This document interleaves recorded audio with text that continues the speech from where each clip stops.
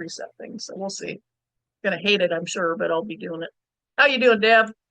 Oh, I'm doing good. It sounds like it's a lively chat It going is so on. dramatics out there. It's always a big fight out there when she's there. Oh, yeah, I know. I hear you. I couldn't help but uh, hear some of what you were saying. My mom, when she was a teenager, was in a car wreck and, you know, did something to her back or something. And it kind of started a journey of 40 years being on pain medicine.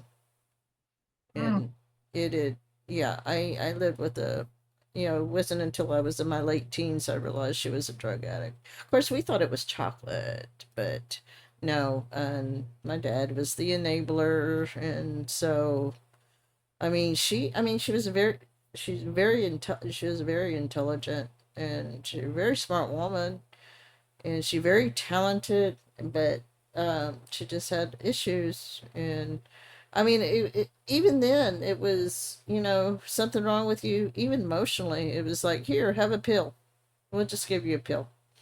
And she was on Elavil, which is a, Oh, did she get fat? yeah, she got, Yep, yeah, she I gained weight yep. big time. And yeah, they finally got her off of Elavil, but it got to the point where she couldn't take it. Let's see, was it couldn't she couldn't take the generic. She had to have the pure thing. And Mhm. yes, was she 40? Because she was, yeah, in her 20s, so it was in her 40s. She passed away when she's 68. She passed away in 2013. Wow. And but if I had the money, I would have gone to Washington and talked about how, according to my sister, a doctor tried to get her off of it back in the 90s, but I don't know.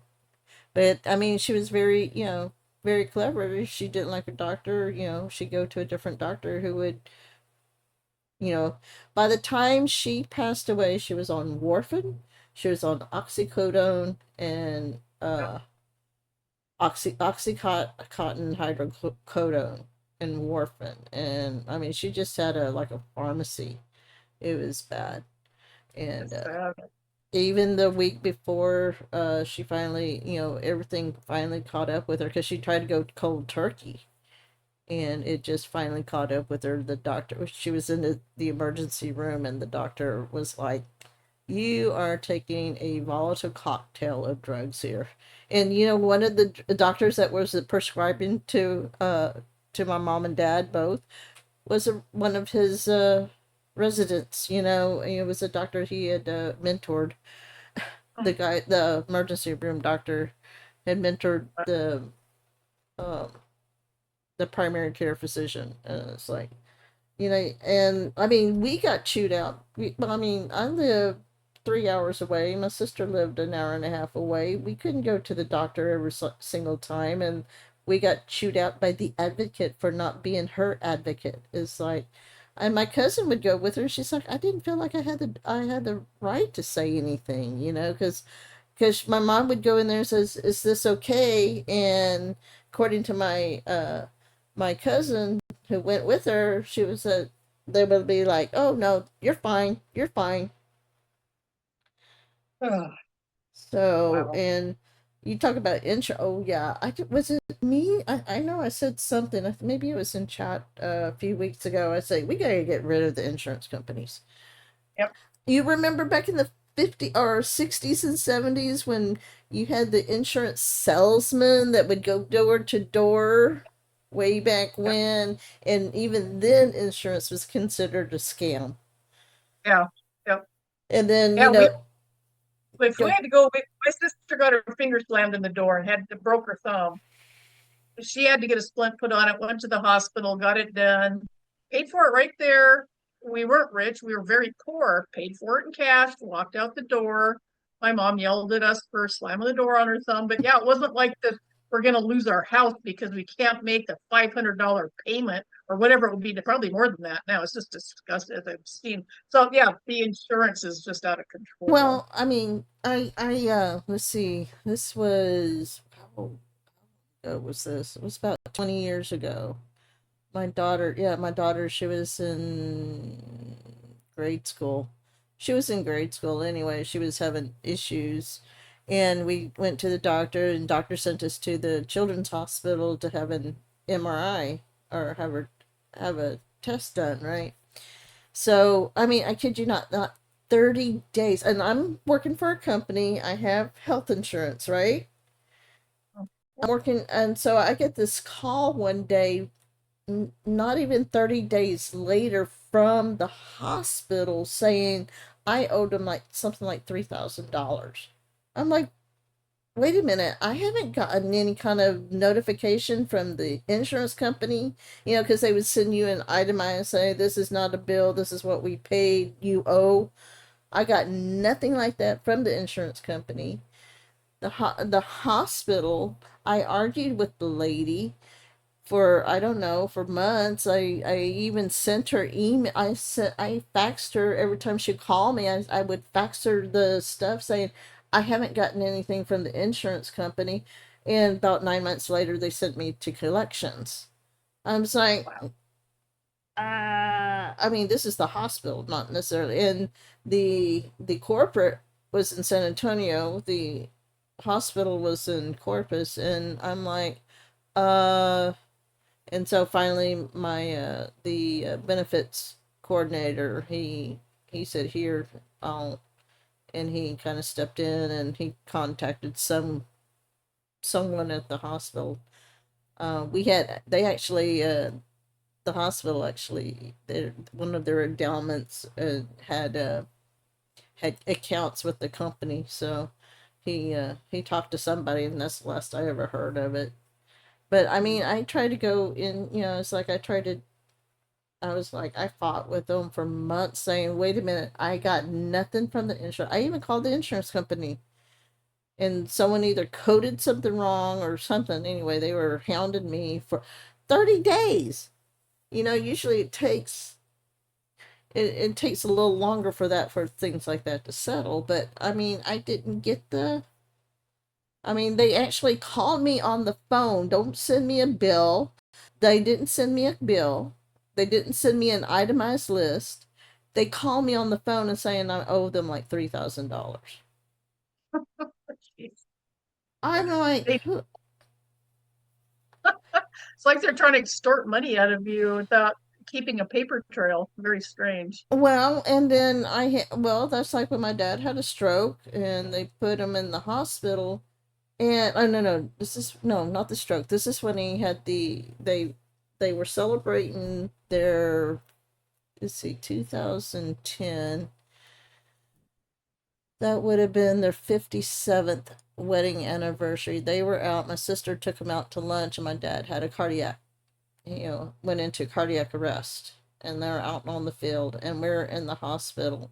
And we're still trying to figure out what's going on. They're putting them under hypothermic protocols. And was it then? Or there was another time. Anyway, we were still trying to figure out what's going on, and the administrator coming in wanting to know how we were going to pay for it at the hospital. And that we're like, he's got Medicare, he's got Medicaid, he's got disability, you're going to get paid. He's got Yeah. Social Security, you'll get paid. It's like we're trying. I mean, they were coming in my mom, harassing my mom. It's I like, was, you know what makes me think? If they are so desperate for money, either they are mismanaging it or they're really, really bad at what they do and people just aren't showing up to their place of business. And so they need money bad. It makes them sound so desperate and just creepy. well, It's, this was a different hospital in Austin too, so it was just um and so I mean it's just, oh gosh. I yeah, Yeah, I'm not very fond of insurance companies. I'm no longer fond of IRAs like I used to be. Like Like, I'm yeah, not I'm not fond of IRAs. I mean, yeah, I mean, for some of you guys out there in chat, this tax season is, or no, this is the 16th. Yesterday, or for me, it's yesterday. The 15th. The IRAs, those things are set up for the banks. You get yeah, you get tax. You got two different IRA. Well, depending on if you work for a school or not, you got two different IRAs. You got the Roth, which is tax deferred, which means basically you pay taxes. You're pre-taxed. They take out taxes on the money you put into the IRA, and then when you take it out, it's supposed to be non-taxed. yep, Or you have the traditional where you're not taxed until you take it out. And if you take it out early, I mean, they were talking about it yesterday, and I was like, I wanted to jump in. I think Dana was talking about it, and I wanted to jump in so much. They tax you. They give you a 10% penalty if you take it out early, and then you have to pay interest on the money that you take out if you take it out prematurely, which, depending on how old you are, you have to have it at least 5 years, and you have to be 59 and a half to take it out mm, without being penalized. yeah. And even then It's, you're going to be penalized for the insurance. I mean, for the any kind of gains you get. Well, any money you get out of it, it's considered income. it's a way for them to scrape more money off of you. I got one for you. I had to have my sewer on my line collapsed or something, had damage, and they had to dig it up and ended up $3,200. And so I called my insurance company, and they told me that, because get this, it just was the weirdest thing. It happened on the 7th. Well, I got my insurance on the 7th of January, and it just happened to be exactly 90 days from the time I got my insurance till the day of the event. And so I wasn't covered for it. I had to Wow. pay that out of pocket. So get this. I realized I paid them money for 3 months and I wasn't covered because they won't cover anything for the first 3 months. I'm thinking, what the are you kidding me? So if my house burned down or if a windstorm came and took my roof off, tough luck. I've been paying for 90 days, 3 months, but nope, you were giving us money, but we don't have to do anything. I couldn't believe it. So if you guys change your insurance company, be it for a vehicle or a house, know that for almost what, a quarter of a year, you're not covered, Yeah, for even though you're 90 days. For 90 yep, days, you're not covered. that is that's robbery. So how come I'm paying them if I'm not covered? Yeah, what a racket. Oh, yeah. Just so And you guys, that's the way. And, one of the things, I know Thumper got out of the insurance business. And as I was getting my insurance license, I found out so much. I mean, I tried to tell my sister how to redo her insurance, but she didn't want, because they've already had put it so much. They were in Universal or something anyway, because you got the type of life insurance that is based on the market, and all they're going to do is give you face value for the insurance. They're not going to give you any interest. yeah, And she wouldn't tell me. So then when of course, when my brother-in-law passed away, she's like, she wasn't getting as much as she thought it was, because it's based on the market, and if the yeah, market's down. And so your best bet, if you're going to go life insurance, get term life. And for whatever amount you want, get term life. And then, because as long as you keep up with the premiums, then no matter what, you're going to get something back. yeah. And then put money into either a savings account, a CD, or something that's going to draw Money interest. market. Yeah, CDs make pretty good if you get the right one in a money market. Some some utility investments. municipal utility investments. My mom and dad made quite a bit of money off that. I think they paid 10% a year. In 10 years, they made 100% of money back on their money. It was pretty impressive. Yeah.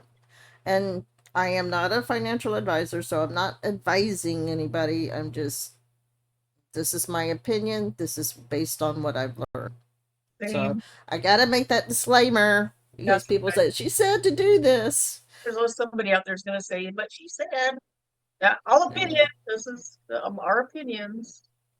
Yeah. So But yeah, it's just interesting how certain groups have designed it so that they always profit. Now you look at people like Nancy Pelosi's husband and uh, what's her name, Feinstein, and her husband, how they made her husband made billions of dollars with her being in office because she was voting on bills that helped him make more money. The corruption is just unreal, absolutely unreal. But it's in everything. It's not just like we're just talking medicine. It's in the medicine. It's in the pharma. It's because of the government, the people in government, when they retire out of their seat in DC, they get a seat on the board or they've got stock investment. So they make sure with their little connections that they get what they want passed through. So the little people like us can't fight them and they make all their money. Go look at the boards of directors for some of these places. Go look at who's at the FDA. Look at the NIH. Fauci's wife she finally got fired last mm-hmm. week. She's been there for years, and it's Yeah. all backslapping and butt patting. Pretty Oh bad. yeah. Oh, it's those backroom deals that they've been doing over the years. You know, Well, it's like Hunter Biden get on Burisma. Look what did you see that? Did you see that clip from Jesse Walters on how they laundered that money to from Biden back to Biden? I haven't had much time to watch anything lately. I missed it.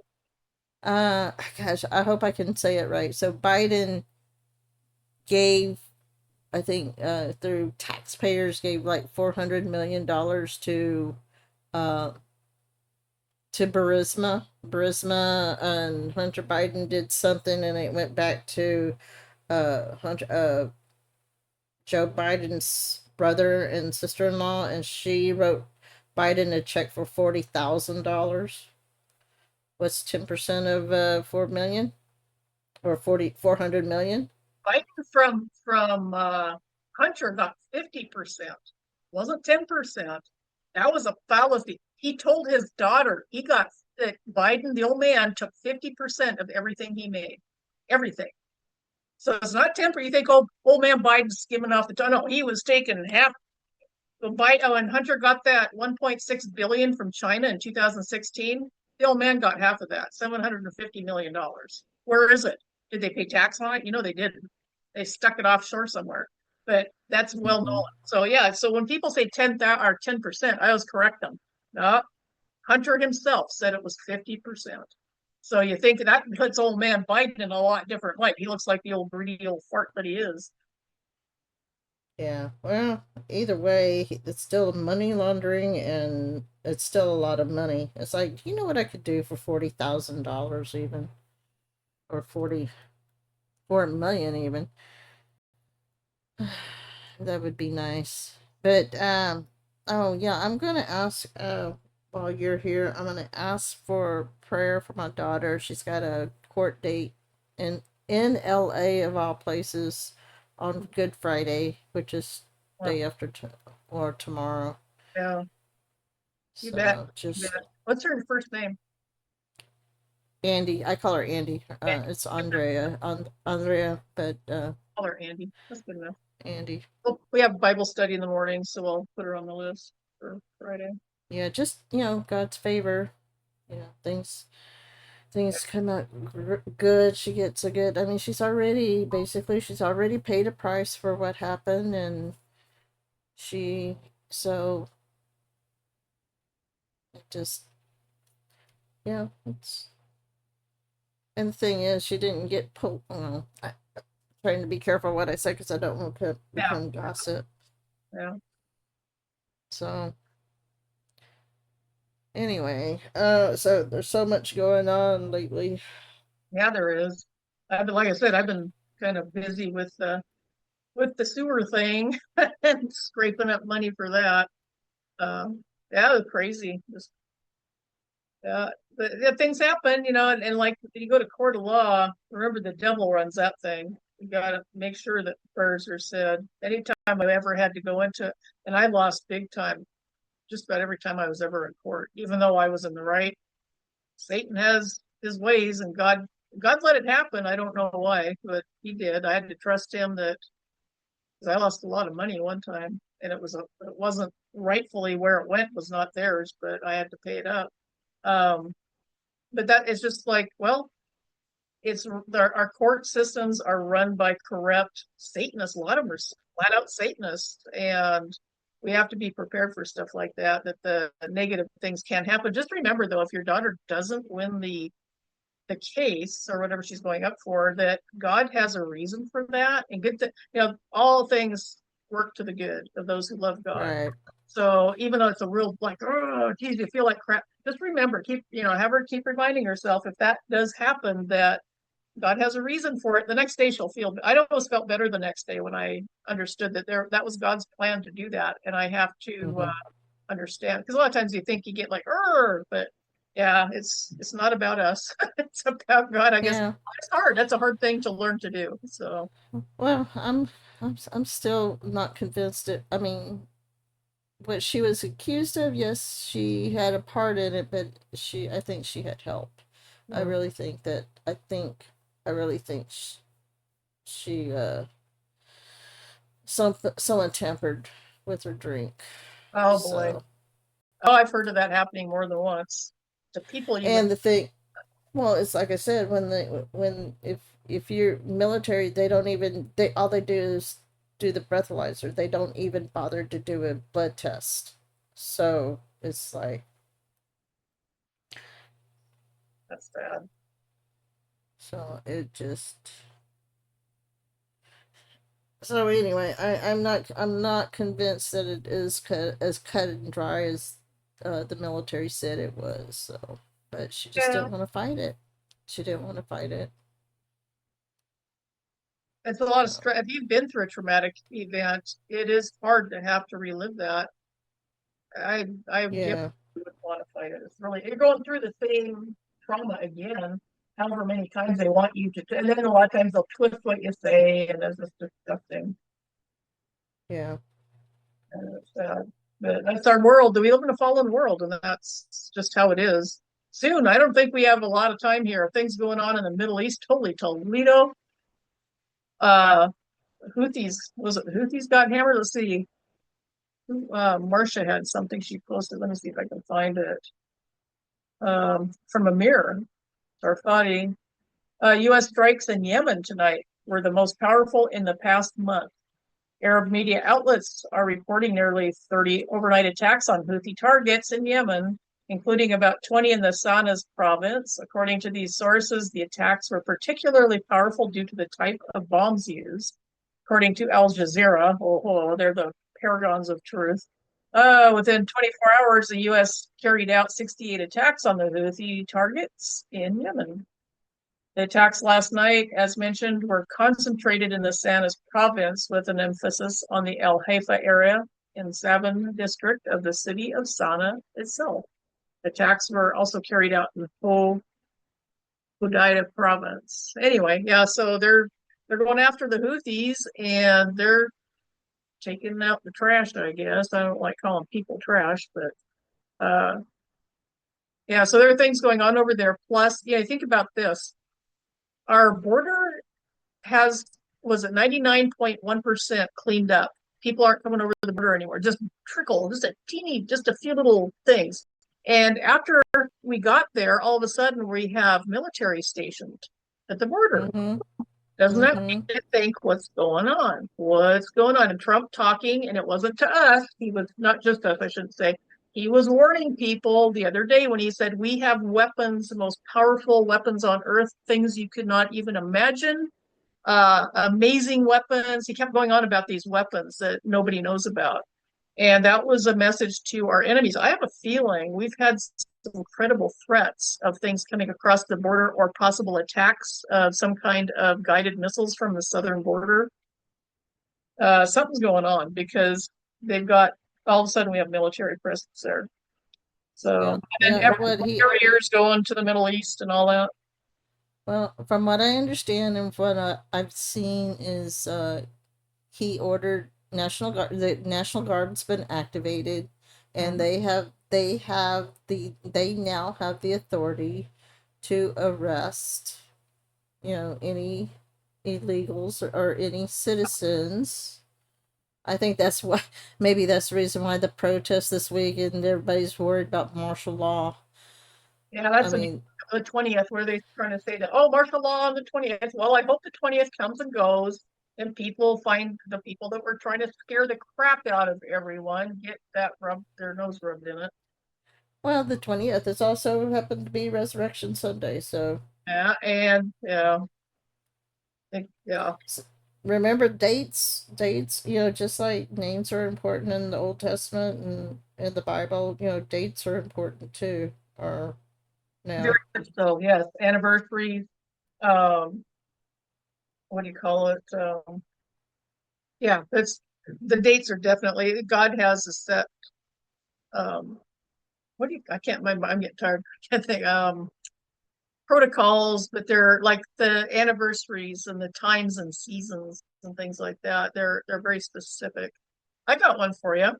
You know, the tribulation 7 years, right? And Mm-hmm. the Jesus, the anniversary of Jesus and his death was 1993 years ago. Add seven to that. That's 2000. God works in whole numbers. We've the 6,000 year occupation of the earth by humanity. I believe that 6,000 years. The Bible proves it out. Go count back the generations. They're all numbered Mm-hmm. and the ages Right. and the names for a reason. We can go back to Adam and Eve and know exactly how long it was, according Oh, to I them. did that when I on my if back when I did first did Genesis, and I even mapped it out on a timeline. I did a timeline on that Huh? Neat. about from Adam all the way to Noah. Nice. And it's funny because Adam lived long enough to meet, was it Lamech, who was Noah's father? Yeah. So that's a long time. That's a Um, long time to live. it is almost 1,000 years. But you think about that. So we've got 6,000 years from the beginning of mankind until now. And if the rapture and the tribulation kick off this year, it would make sense if they did. I don't know that it will, but it just kind of makes sense because God works in whole numbers and sevens. So from 6,000, remember at the end of the tribulation, Jesus returns and that kicks off 1,000 year reign. That caps the 7,000 years on the earth. And the sevens are so immense in the Bible. You can't even count them all. So it makes me wonder if this is the year merely by the time frame of what's happening, plus the signs. I mean, we have a lot of signs of what's going on in the Middle East. The Ezekiel 38 war is getting ready to kick off, it looks like. Everything's in place for it. We'll see. I might be totally wrong, and I accept that's not just a theory, just something I've been thinking about. Well, I think let's see, Barb, Dee Dee, and Cara Jean. I think she played something about that what Tuesday. Hmm. Um, Plays something. Someone was showing the prophetic, giving some prophetic insight, and it was really interesting. Um, I don't know who she was playing or what the name of the video was, but yeah, it was like wow. I know people are freaking out about all of it, but I'm really not. I'm not freaking about what's happening over in the Middle East. No, they're markers, they're signs. Jesus told us to keep our eyes open. He knew this was coming, that we would have the ability to literally watch what was happening over there in real time if we wanted to. But we're supposed to know the time of the occurrences of what's happening. We're supposed to look up. He says, when you see these things begin to happen, look up for your redeemer. Yeah. Time. Well, and I think I'm still of the persuasion that, yeah, I'm not saying that none of this is prophetic, but I'm thinking also that, when you got Boogerface who uses his people to try to force God's hand, that he could be manipulating events to make people think that this is this is it. So, because Jesus also said there's going to be wars and rumors of wars, and but take heart that it's not yet. Son of Man has not, his time is not yet. So, I'm kind of like, okay, We actually, that's like go ahead, go ahead. that's I was just gonna say that's like when the whole Katrina and all that happened, and all I could say, with my spiritual, I put on my spiritual eyes and I said, this is just, it's biblical, but at the same time, now that I know what I know, I'm like, the fact that a lot of this stuff has been manipulated, you know, I mean, I'm not, like I said, I'm not saying that's these events are not prophetic. I'm just saying that they're it's possible to be the manipulation. Oh, That's I the could, thing. yeah, I could tell you why I think otherwise. Because the Jews returned to their land in 1948. That was foretold. There was a time frame done on that, and they returned on the day the Bible said they would. And I think it was Isaac Newton that figured that out, if I remember right. But they returned to their land on the day they said they would, and the Bible said the generation that sees the Jews return to their land will not die before Jesus returns. Yeah, You think about that, 1948 to now is how many, what, 67 years? 77 years. In 77 years, most people don't really live much longer than 85 is a pretty general time for people to die off. So we've got, uh, gee, if it was 7 years from now, that would be 84 years old. Um, if Jesus, because he returns at the end of the tribulation, which is 7 years. So you got to tack on 7 years to however old they would be now if they were born the day that that Israel returned to the land. So, mm-hmm. guys, so there's a definite time frame. I think what they're doing is Satan knows that scripture better than we do, and so he knows it's time. That's why he kicked up with the cell phones and the technology and this. Everybody has a computer because the Bible also says if you are in the field and you see the abomination take place in the temple, which is a Jewish temple, so this is for the Jews, uh, where it ought not, flee to the hills of Judea. Do not go back to your cloak. You flee. Mm-hmm. Get out of Right. the town. So how could they have seen inside the temple if they're out in the field somewhere? If you're on a rooftop and you see the abomination take place in the temple where it ought not, flee to the hills of Judea. Do not go downstairs. You get off that rooftop and you go. So the fact that we have the technology now, Satan knew the approximate time because remember when the UFOs were crashing was right around the time that the Jews were getting their land back. Been what, 10 years of getting their land back. So Satan had things set up to because they reverse engineered the UFO. That's where they got the technology to pretend to share with everybody and worked on that. I think that's all that technology came from demonic influences who they're very smart. I mean, they knew what to do. But anyway, I think that all plays into it. Oh yeah, I'm pretty sure. I'm pretty sure you're right on that. Um, I'm not. Nothing. Very little will surprise. Very little surprises me. I just wish people would understand that there is a spiritual. It's not alien from outer space. That it is demonic, and it's not. It's demonic spirits. Not. Illusion. But you got people that are buying into the, well, I mean, UFO. What's a UFO? Unidentified flying object. Unidentified flying object. So if you can't identify it, but on the other hand, where does it actually come from? If you And I, in God, it makes sense. If you would think like the lizard people, Queen Elizabeth was a lizard and all that stuff. Well, think about it. Satan was turned into a reptile. So to have mhm. a demon show up to look like a reptile, well, if you don't believe in God and you don't believe the Bible is true, you're going to believe that stuff. That's literally a reptile. They came from Planet Oz or whatever. So I can see why they think what they do because they fight believing in God and that the Bible is factual. It's funny, isn't it funny how people start, like utopia. They want utopia. Well, you're not going to get utopia until you go to heaven if you believe in Jesus Christ. Right? And yeah, it or people are afraid of dying. Well, you know what? We don't die. That's the thing. Our souls do not die. Our flesh dies. So we're gonna, there's only one or two places we're gonna spend eternity, either in heaven or hell, or the Sheol, or wherever you want to, however you want to describe hell, the Not the fiery abyss, the Bible does. lake of fire. Yeah, the lake of fire. The Antichrist will, and the false prophet will be thrown alive into the lake of fire at some point. Yeah. So yeah, it's people don't realize that you're here to make a choice, and that choice is where you're going to spend the rest of eternity. You get to make the choice. God doesn't do it for you. You make your choice. If you're in hell, it's because you chose to be there.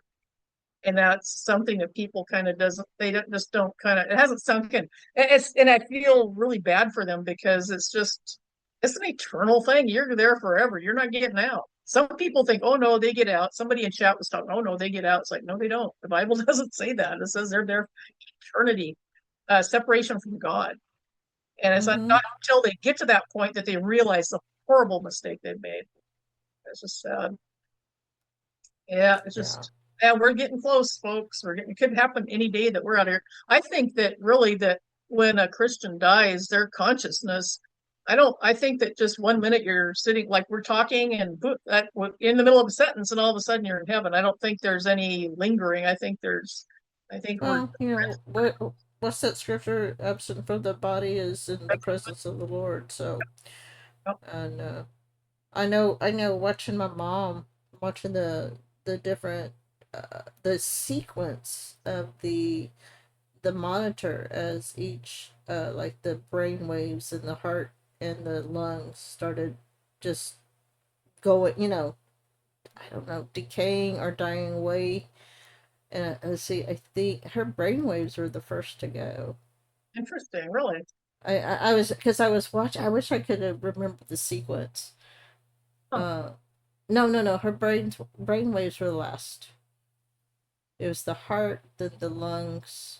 Because I know the heart pumps, but I was watching it because I was watching the monitor. No, the brain waves were the last because I remember just as she was flatlining, my nephew walked in the room. No, yeah, my nephew walked in the room. Wait a minute. It's been 12 years ago, so I'm like, you'd think I would remember all of this, but no. Uh, we called my nephew, my cousin, my first cousin. He was the son of my mother's brother, and they had a very. I mean, my mom and dad were very close to them, and he wasn't there. She was just godly. Um, and what? No, yeah, it was he because everything was pretty much steady, and he called. I put the phone to her ear, and he said, "Hi, Aunt Jeannie," and that is when everything started shutting down. Hmm. My nephew walked in. Everything was pretty much shut down. My nephew walked in. That would have been my sister's son. So my nephew, he walked in. He says, "Hi, Aunt Jeannie," and no, he says, "Hi, Grandma, hi, Nini." And they called her Nini instead of Grandma, but hi, Nini, and her brainwaves spiked, and then within about 10 or 15 minutes, she was gone. Wow. It's funny. So If, excuse me. Some people will hang on. Like my friend that died, she was hanging on, and she said her sister told me that excuse me, Renee was laying there, she was dying from cancer, and she said, "Renee, just let go, just go, let go," and it just boom, just like that. She was waiting, I think, for a call from somebody that she expected a call from it. She didn't get it. But yeah, she just once they were told to go, then they just kind of like let loose. It's like they let go of that and they're gone. Well, I know when my grandmother, when my dad's mother, my paternal grandmother passed away, and my mom was the last person, and they never got along. There was animosity between them. I grew up with that, knowing that. But she was sitting there. She was the last person to sitting there, and I guess they made peace with each other anyway. My mom said that uh, Nanny had told her, I'm tired. I just want to go. She says, "Well, go." And then about 2 days later, she was gone. So everybody, all the family members were able to see her within the last week, and then she passed. And so it was pretty peaceful. But yeah, it was because my grandfather had gone out because they lived on a farm. So he went out, did something, and he came back and she was gone. So Mm. he wasn't even there. But I know my mom, that's one of the things my mom and dad, we all talked about is, she's like, I don't want to be on, I don't want to be on, hooked. I don't want to be on, just, just let me go. And I mean, I begged her to go, but she was waiting. She was waiting for something, and apparently it was my cousin. Because once my cousin, everything just kind of it went fast, or pretty fast. Yeah. So, and I don't know how we got started on this topic, but it was just I know it just Somebody needed to hear it, I think. That's how it was. but my dad was a little bit different. They mom uh I know when I was talking to my dad when everything was shutting down. He had pneumonia. He'd been in hospice. Of course, he had all the strokes, everything. And I was talking to him, and at the time, my daughter was pregnant with his third grandchild. No, his first great grandchild, and I he had there were tears running down his eyes, out of his eyes, but he couldn't talk, he couldn't articulate, and but his was a peaceful passing too. My sister had, he was at home. My sister had a morphine drip just for him to be comfortable, but he passed on his own.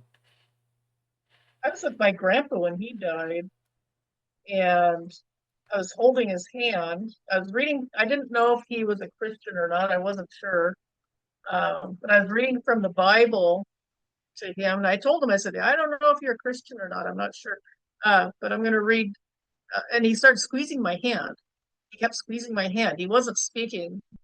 They took the water and food away from him 3 days before, and his mouth was, oh, I felt so bad for him. I made them give me a syringe. I took the needle because I asked her. I said, "Give me a syringe." So I wasn't mean about it, but so I took the needle. She goes, "What do you need that for?" I just took the end off of it and dipped it in water, and was putting it in his mouth because his mouth was open when he was breathing. Mm-hmm. Dry, it's so dry, and his lips were all chapped. And I had some chapstick and put on his mouth, but anyway, um, I was reading to him out of the Bible. He kept squeezing my hand. I think he was. I said, I can't tell if you don't want me to read anymore or if you do, but I'm going to read anyway, just in case you're not saved, so that you get one last chance at it. And it was really late, and I was getting tired. And they said he wouldn't make it through the night, and I was the only one there, and I didn't want to leave him alone to die alone. So I said, "Yeah, I got to sit back for a minute." And so I just sat back in the chair, and I was awake, but I was just like, oh, I had to close my eyes for a minute. And then I just had this really weird feeling he's dying. He's dying. And I sat up and I went over to him and he was crying. I think he thought I left him. But I grabbed his hand and was holding his hand. I said, "I'm here, I'm here." Anyway, I watched him as I was holding his hand. His lungs filled up with fluid, and eventually the water came out of his mouth, and I could tell. But he shocked me. I felt a current go because I think I had both. Yeah, I had both my hands on his hand. A current, not a. It wasn't a bad one. It was a. I think it was a maybe a spirit or something. It went right through here and right out my other hand, back onto his body, and the light over the bed went out, and he was dead right Mm. that second. And I stayed with him for quite a while, like 2 hours, I think, because I didn't want them coming in and throwing his body around in case he was still alive and hurting him further. So I stayed with him. But yeah, it was pretty amazing to experience that. It was sad to see him go, but you know what? I talked to there's a guy that we had at the funeral, the pastor that he used to live down here in the States, and he moved up to Canada to be a missionary.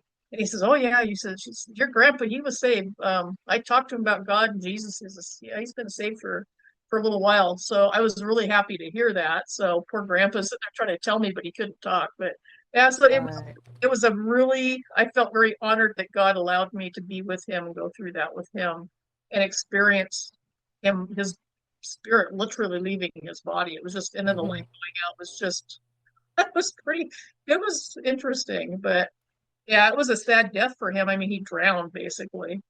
Horrible thing. Mm.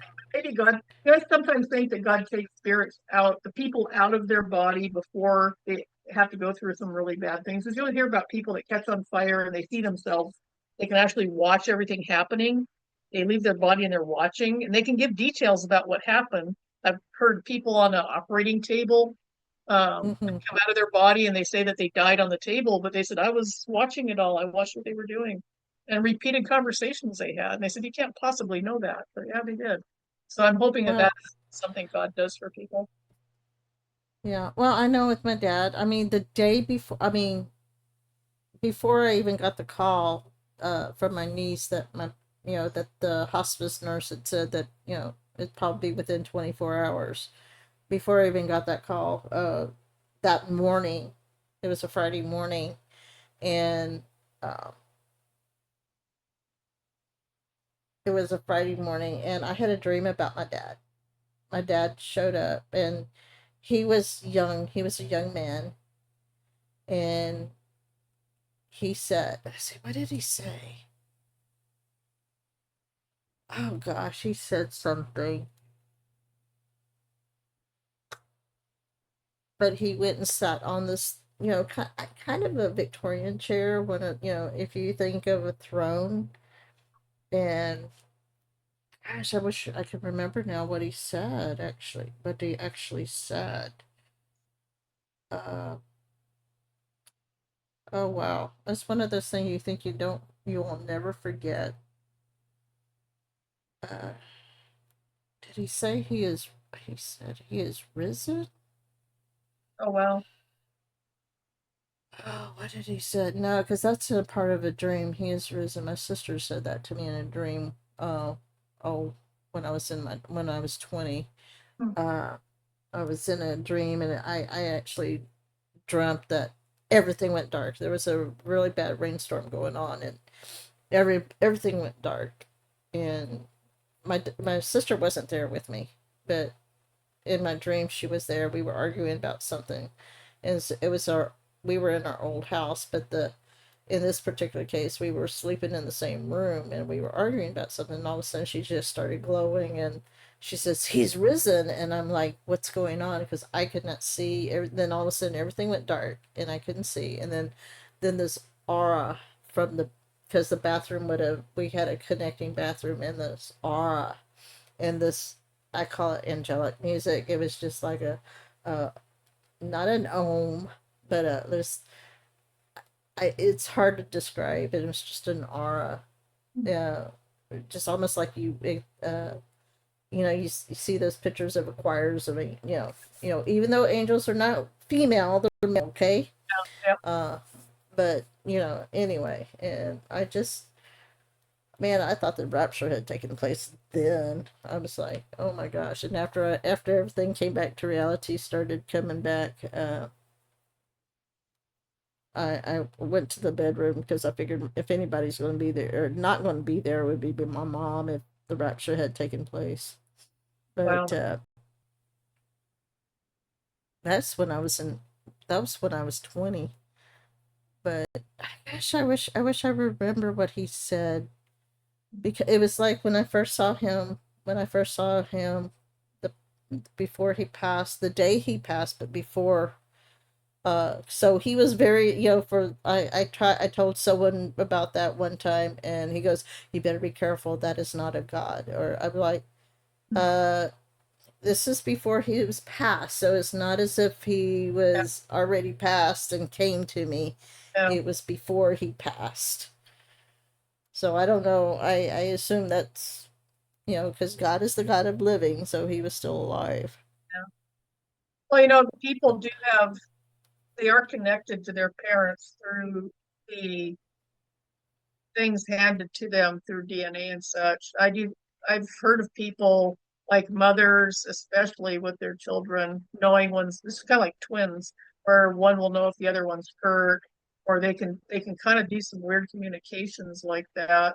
And Greg Braden talked about that. It was a very interesting discussion he had about 20 years ago, how our cells have receptors, cell receptors on them, and it's like, say this is the cell, and it's got like, say, two little receptors, and they're like little antennas. And whatever these receptors are attached to, that's what it picks up. He says, liken it to a TV set with rabbit ears, where if you turn it a certain way, it will pick up a specific signal. He said our cells are the same way.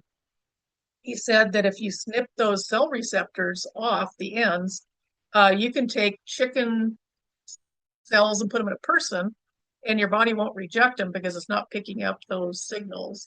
But he talked about how these different people who have had skin grafts or any kind of cadaver pieces put into them for surgery will start having dreams that aren't theirs. He talked about this one gal, maybe it might have been George Norrie talking about, because he said his daughter had to have something put in her body that came from a cadaver, but this was typical of what the stories I heard.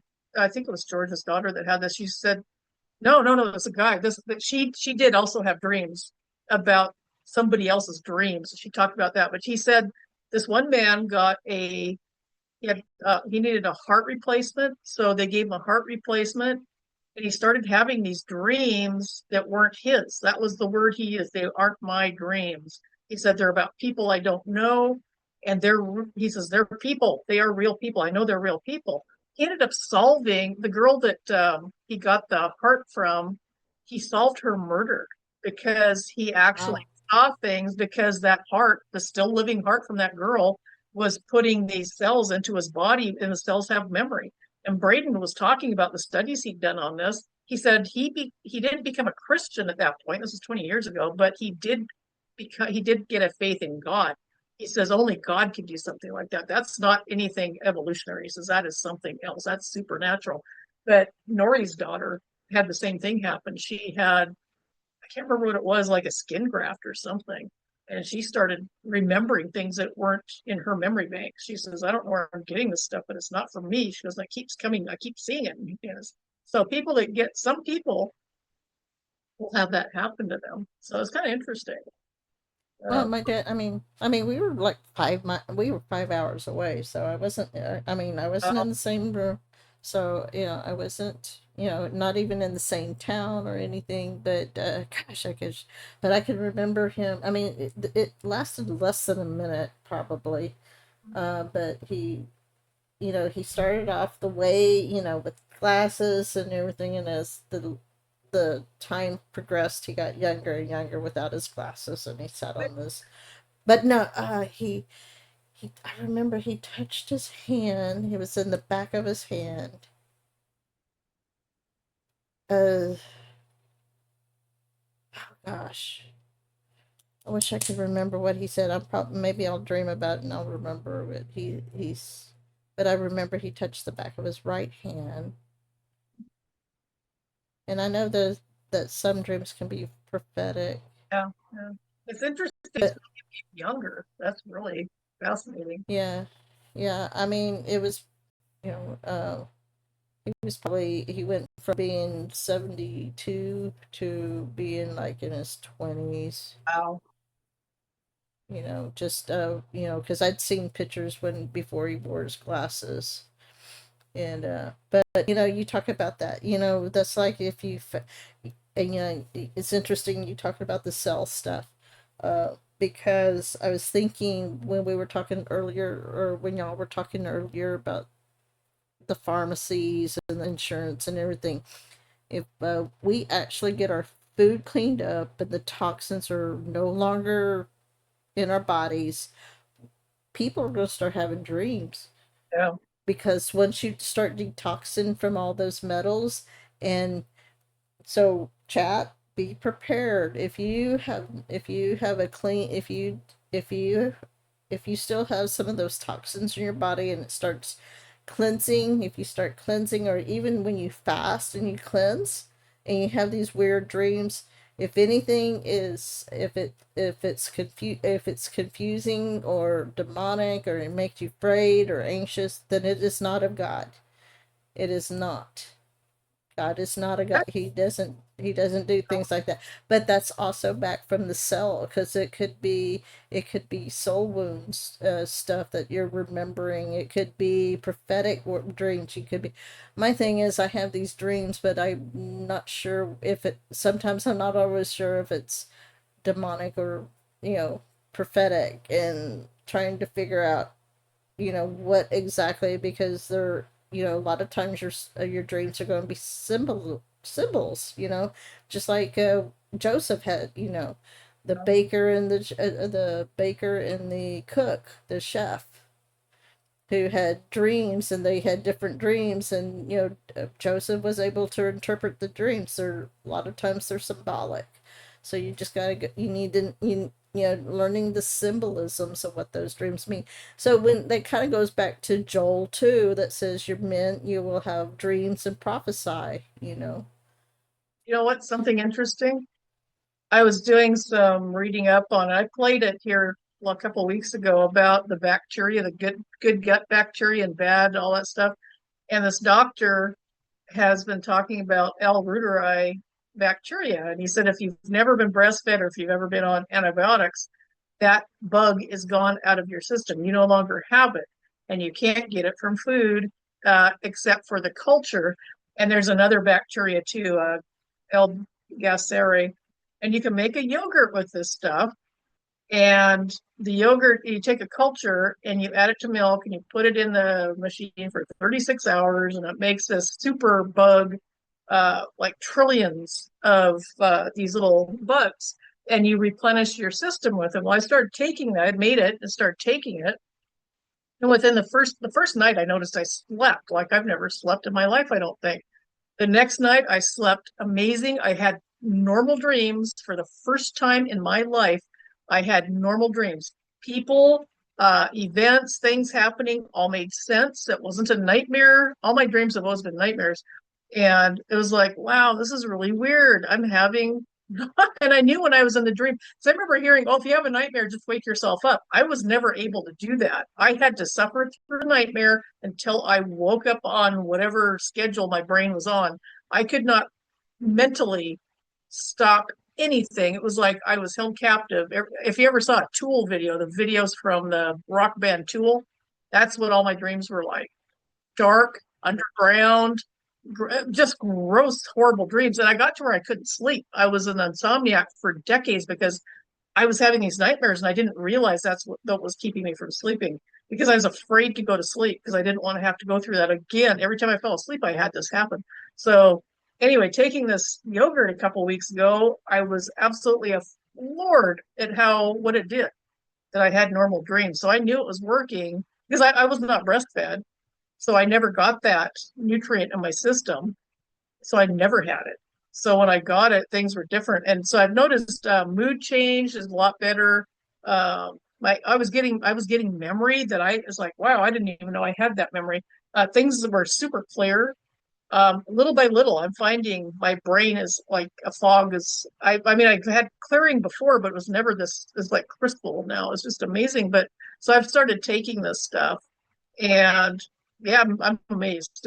So when you think about dreams, I mean, they could be influenced by stomach bugs. Isn't that weird? It just the fact your physiology, whatever's going on in your body. Oh, and by the way, Roundup Oh kills yeah, good bacteria.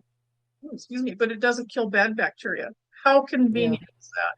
That's why people are right. getting so sick with the. I mean, if you're just killing all your good bacteria, you're getting acid reflux. You're getting. He talked about how the bugs, if they're not there, the bad stuff will start coming up through your small intestine where it doesn't belong and making you sick. Stops your absorption of minerals and nutrients. and it can even get into your stomach and cause problems. And I was there. It's bad, really bad. I knew my health was getting really bad on that level, and I thought I've got to take care of my digestion. I've got to do that. So I really dedicated myself. And what happened? God showed me this like within a week of deciding that, maybe 2 weeks. All of a sudden, this is in my lap, and I'm using it. So yeah, pretty impressive. What's the name of it? L-Reuteri. I've got some videos on it. He shows you how to make it. He talks about what it does. Dr. Berg did a talk with him on YouTube. And then there's it's all over right now. People are going crazy for this stuff because it's really helping them. So you have to make it yourself. It's not marketed. Yeah, it's not marketed. I don't know why, but it's not. But it's not. It's technically it's not a yogurt. To be yogurt, the FDA, in all their wisdom, says it has to be made with lactobacillus to be a yogurt. So this is technically called a cultured milk product. But I mean, it tastes like yogurt, looks like yogurt. It's made exactly the same way, just a different bug. But yeah, it's interesting. Well, that's just like the FDA. It's not antiperspirant without the aluminum. No, That's yeah, in all their wisdom. I learned 30 years ago when I started my business that I wanted to patent something I had made, and I found out it would take 10 years and $10 million to do it. And I got the light bulb came on right away. Oh, they're about money. That's what the yep. FDA is about. They don't care. And so I've had their number for a long time. They're just a money making bunch of crap bags. As far as I'm concerned, they're horrible. So Yeah. to get rid of them, they need to be completely scrapped. They need to be erased. Well, a couple of years ago, I did a 21 day fast, and cut out a lot of the just basically eating, like, let's see, was it chicken, and just basically took out all the carbs, or the just and yeah. And the person that did the was because she had written this book on how to do this fast and what foods to use, Daniel make fast. it, huh. Is it like a Daniel Well, fast? I've heard of that before.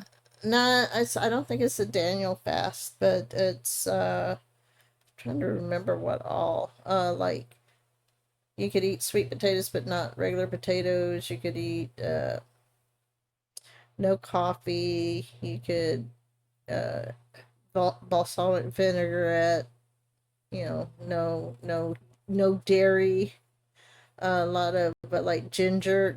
You could, like, kind of spices like ginger and like ginger tea or peppermint tea, but no caffeine. And so I'm trying to. It's a detox, but it's a detox also. It's a 21 day detox slash fast. So you don't cut out food per se. It's just you change the types of food you eat. Okay. That's kind of Lots like of what I'm going chicken, lots of chicken, lots of dairy. I can give you here. I can to. give you this. I'm going to do. I mean, I can give you the website. Okay. Yeah. Thanks. Yeah, I'm going to do carnivore for 90 days. I think a lot of the doctors like Berg and Barry, and, and I guess after 90 days, it helps your body reset. Um, Gets rid of all, because I think at some point the carbs kind of confuse themselves. And I think I've had problems even with keto. It took me a long time for keto to work for me, and I think that's I think it's a stress thing. People have a lot of stress have a problem with that. So I'm gonna do it. I'm gonna want to, and I don't really think I'm gonna like it, but I'm gonna do it. I couldn't do the keto. The keto, if anything, I felt like I was gaining weight. I wasn't losing anything. I wasn't doing it. It just wasn't working for me. It'll work. It took me over 4 months before I started losing weight. And at one point I did gain a little bit of weight. I was mad. I was mad, but at 4 months I was doing it with Dr. Berg, and he couldn't figure out what was wrong. It was very Hmm. odd. So he wanted me to just eat salads, or he made some comment. I was like, that's just a regular stupid diet. I'm not doing that. Got kind of mad at him. But so I went off of it for I think like 4 or 5 months, and I just felt so crappy off of it. I thought, no, I'm going to go back on it. I don't expect to lose weight, but I feel better just cutting the bread, the grains. Just without taking the grains, I felt so much better. I wasn't swelling up. I didn't have the arthritis and all that stuff. Um, so I was on it for some time. Then I went on I was on a couple shows with Season Pixels, and I remember seeing when they did the archive. There's a picture of me from from back when I started, and then with when I was with Pixels together, and I'm like, wow, what happened? And I noticed that my clothes weren't fitting right, and I was getting really mad because they were just driving me nuts. They were too big, and I thought I was stretching them out. It was making me mad. It wasn't. I was losing weight finally, but it was like at the fifth month, and Mm. I don't know why. And I think it's just the stress. The stress makes, and I know you're under a lot of stress, so that's probably why. If you stick with it over 4 months, I think you'll start seeing results. It does, you do feel so much better on it. When I go off of it, I feel like crap. The next day, my eyes are all puffed up, my throat swelled up, and I can't breathe. I lay down in bed and I can't breathe. My throat closes up. It's horrible. My sinuses fill up, my ears get infected. It does horrible things. I get all blowy, but that's the grain and that's the Roundup on the grain and stuff. Uh, anyway, carnivore will clear all that out, and I want to see how I do on that and see what happens. But Jill, saw a picture of her. She got what do you call it, a vibration plate? She bought me one actually. I just got it tonight. I haven't even opened it up yet. But she showed me a picture of herself and before and after, and I was like, holy cow! And she was doing carnivore, but she showed me she actually had Popeye arms. I said, what have you been doing? She goes, I haven't been working out. Then she says, I was trying to figure out how I got my arms because when you get older, your arms, especially women, your hormones just make them so ugly. She, Yeah. she had like 20-year-old, a 20-year-old figure. She said all she did, she was on her shaker plate thing and she had some weights and she just held them. And she's just trying to just adjusting your weight on this vibration plate. She says that's the only thing she could think that she did, and it was just holding on to these weights. And I'm not kidding. I'd show you the pictures, but they're not mine to show. Just she was solid. I mean, almost probably hardly any body fat, but very ripped. And Mm. she says, "Yeah, I couldn't figure it out till I thought about it." She goes, "It was the shaker plate." But yeah, she looks great. She looks really good. And she went to a thing last weekend with a bunch of people that do carnivore. Dr. Barry was there. She was sitting next to him and she let me watch the video from that. But yeah, it's working. The carnivore is working for a lot of people, but it is so restrictive. Um, I don't know. I can do it for 90 days. I can do anything for 90 days except for total fast, but it'll be interesting to see what happens. But I need to do a reset. My system is so screwed up right now. But with the gut bugs and everything, I think it'll probably be really good. She does this. She does this particular uh, detox Yeah. twice a year, and it's just 21 days. So after about 2 or 3 days, you might start feeling kind of like. But like I said, I did it. Like I said, you don't cut out all foods. It's just the types of food. Like you can eat chicken, you can eat. Oh gosh, you can't eat tomatoes, but you can eat lettuce, things like that. It's So no nightshade probably, like peppers or tomatoes or what else is nightshade. I yeah, I could see that. I don't eat sugar, so I don't do the sugar thing. the processed sugar, the processed wheat. That's the reason why you don't eat bread. You don't, like you can do, like you can scrambled eggs in turkey sausage or but not pork sausage. Um, like I said, you can do a vinaigrette. You can do um, see I moderate like artichoke hearts. I'm like so I wouldn't. So some of the stuff that I ate, I did, I I kind of like didn't go all into her different because she has recipes too. Yeah, And I'm like, no, that doesn't taste good. But bone broth. You could do bone broth.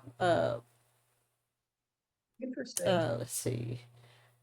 Yeah, it really wasn't bad. I mean, it's just the bad thing was, when if you have the money to go out to eat and you Oh yeah, have to modify. have to modify, and so you eat a lot of, best thing to do is eat a salad like salmon, or put salmon in it or something like that, or chicken. Yeah, because if you do, it's so easy to blow something like that. Yeah, Heidi said, I remember the day you had eaten cake, you were all puffy the next day on your show. Yeah, I puff out. That's the Roundup. That's the toxin. My body reacts. Everybody's body reacts to it. Mine just happens to show up more obviously. Yeah, the worst thing to do is go to a restaurant and then think, well, just this one time, and then it blows it. So I mean, it doesn't completely blow because I stay keto. Even when I go off, technically off keto, and have say a Twinkie, say have a Twinkie, I'm still eating keto the whole day, but I'm having something bad that I shouldn't have Mm. because of high carbs and all the chemicals in it. So I've always eaten keto. I just there's times when I'll go off by having like a whatever, going to my sister's for birthday and having a piece of cake or something. But yeah, it's I just feel so much better when I'm not eating sugar and carbs. It's unreal how much better I feel. But I know the first time I started taking the supplements, I'd taken the Activate, which is the have the hold on a second, the quercetin and everything. It kind of flushed me, kind of detoxed a little bit, and you know, and so I know I can tell when I can tell when I'm eating or when I'm getting ready to have a dream, because my system flushes out. When my system flushes out, interesting.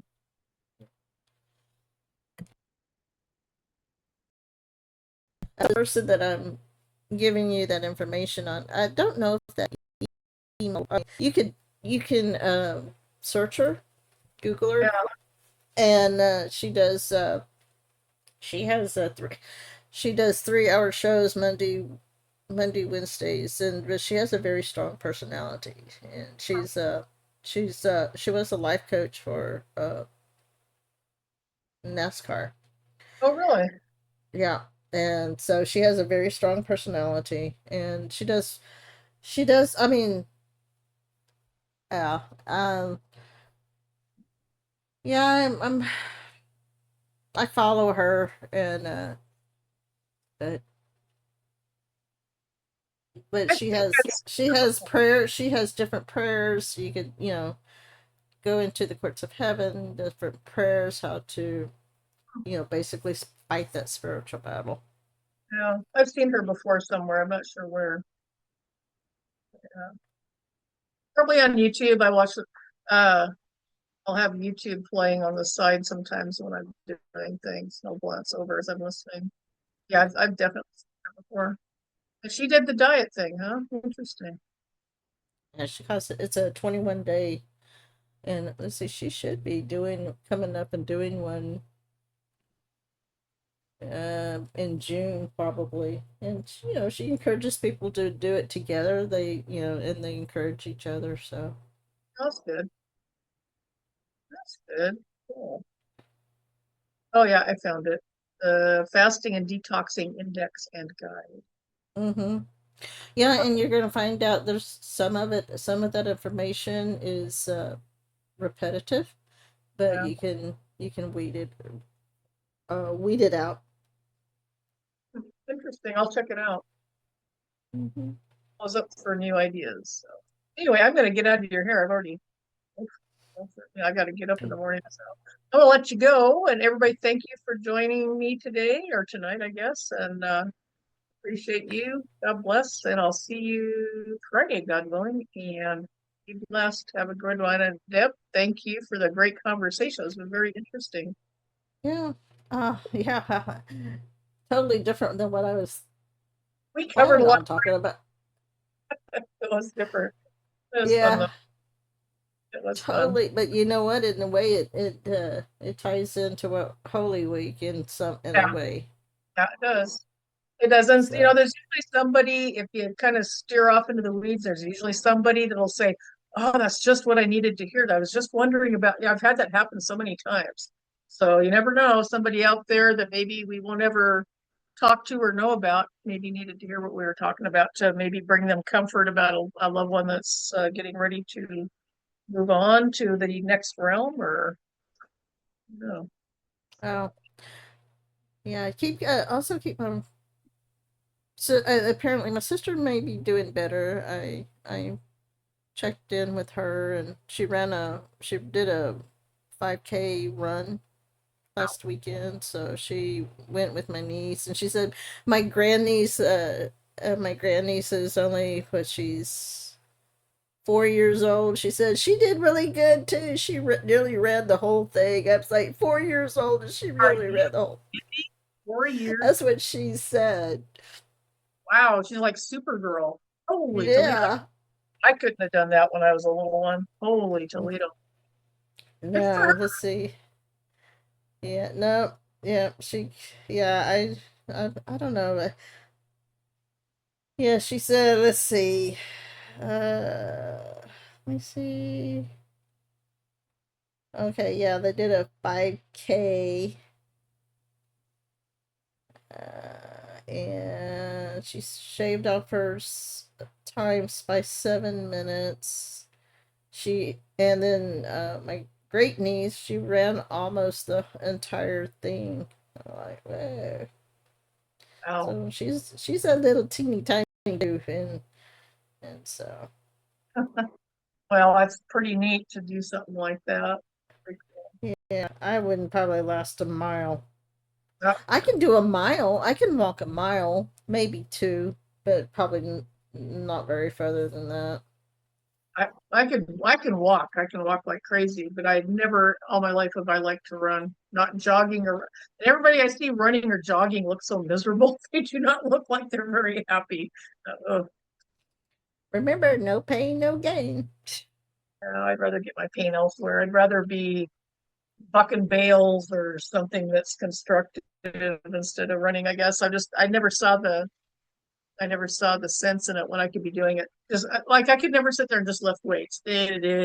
Okay, why am I not just working like painting or something? Use the muscles for something constructive rather than just expending energy flopping heavy things around that get you nowhere.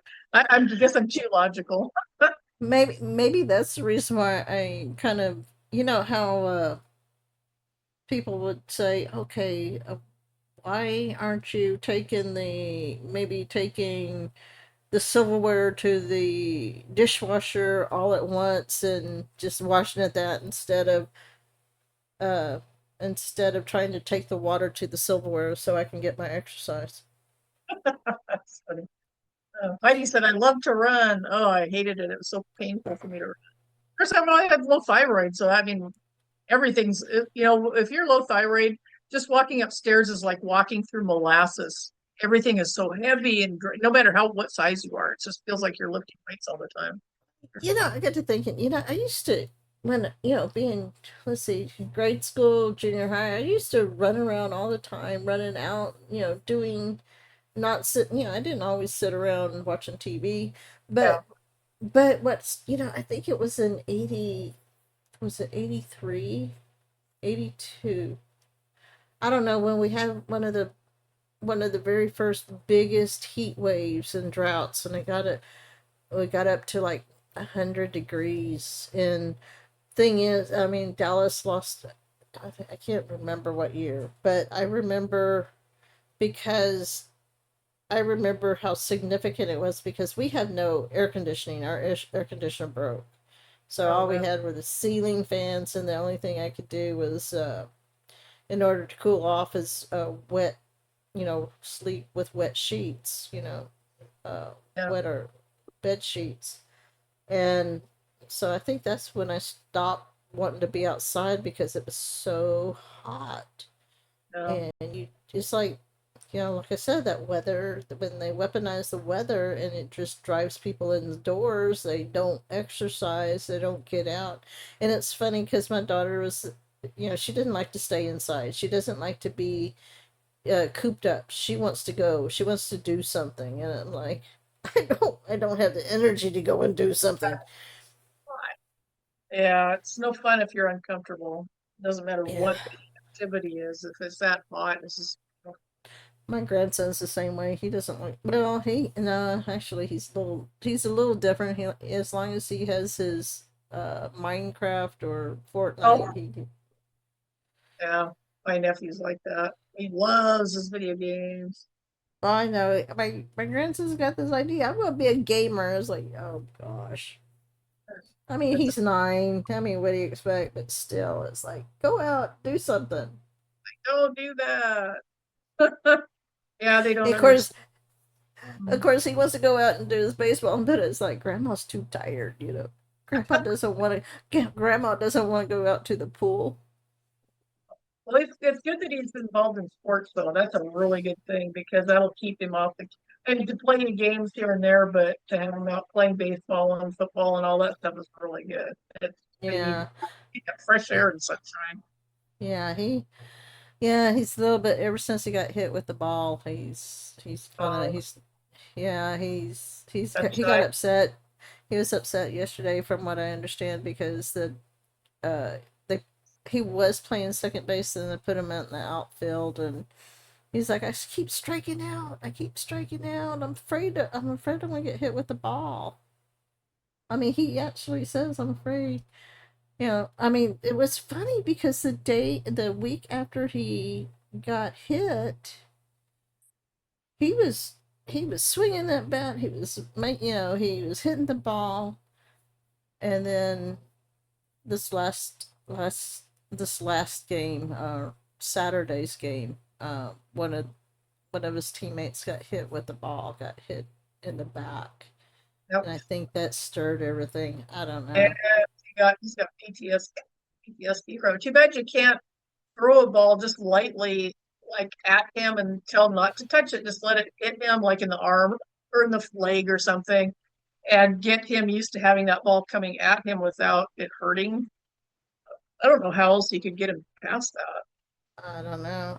I don't know because I mean, he's like, you know, well, it's like we gotta go out and we gotta throw the ball and try to get him Yeah, used to pop flies again, and catching pop flies, because yeah, that there was that one game, even the umpire was impressed because he caught a pop fly.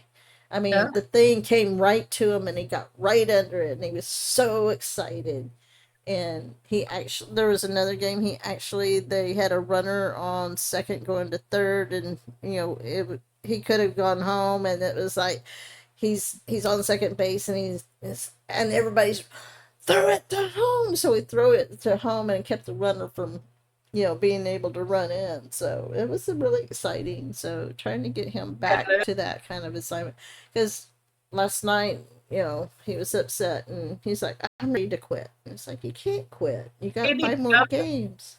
get him to think about the day that that happened, and get him to think about the play that was made, and when he caught that pop fly, say, how did that make you feel? What did you think? How did you feel about that? Get him to remember, repattern that, so that the ball is associated with good feelings, and say, well, tell me how you felt when you caught that. Did you get excited? Did your heart leap in your chest because you were so excited you did it? And then the same thing with when he did that, through the ball to home. Get him to think about how it felt, because the feelings will affect the brain big time. Get him to think about how it made him feel when he did those successful things, and have him do that a couple different times, and that might just be enough to get him to rewire his brain that the ball might come after him, but it feels so much better to be successful than it does to be hit, and maybe that will Mm-hmm. help him to overcome that, because he's that fear. The longer he goes with that fear, the worse it's going to get. Yeah. He's going to have this phobia thing. So try to see if you can get him to think about the good, not the Get bad. past it. Yeah, I can't think of any other way to do that really than to have him really remember, just have him close his eyes and say, remember how, what was it, a hot day? Was it a cold day? Remember when the guy hit the ball? Remember the crack of the bat? Remember that sound? And then you looked up and you saw it and you weren't sure. And then yes, I'm going to get it. Have him relive the whole thing so that he has that whole, I actually just almost relived it and I didn't even do it. I think That's that might funny. help. That might help him get over that. all of the successes. Yeah, yeah, I think it's that's actually what coaches do when they coach people to be good athletes, is they have them consider that. well, what the coaches bumped him. You know, he was like third in line to bat, and now he's eighth in line to bat, and he's gone from It's second, yeah, because he's it's mad at well, he struck out the last couple of games, and it's just that's not upsetting him so much. Yeah, it's not Uh, like him. It's not like him, and he doesn't know how to overcome it himself. So I think trying that deal with the when he's hit a memory, success ball, yeah, and have him think about when he hit like if he ever hit a home run or he made his best play, have him relive that and go over it and say, what were you thinking? What was the sun? Was the sun out? Was it hot?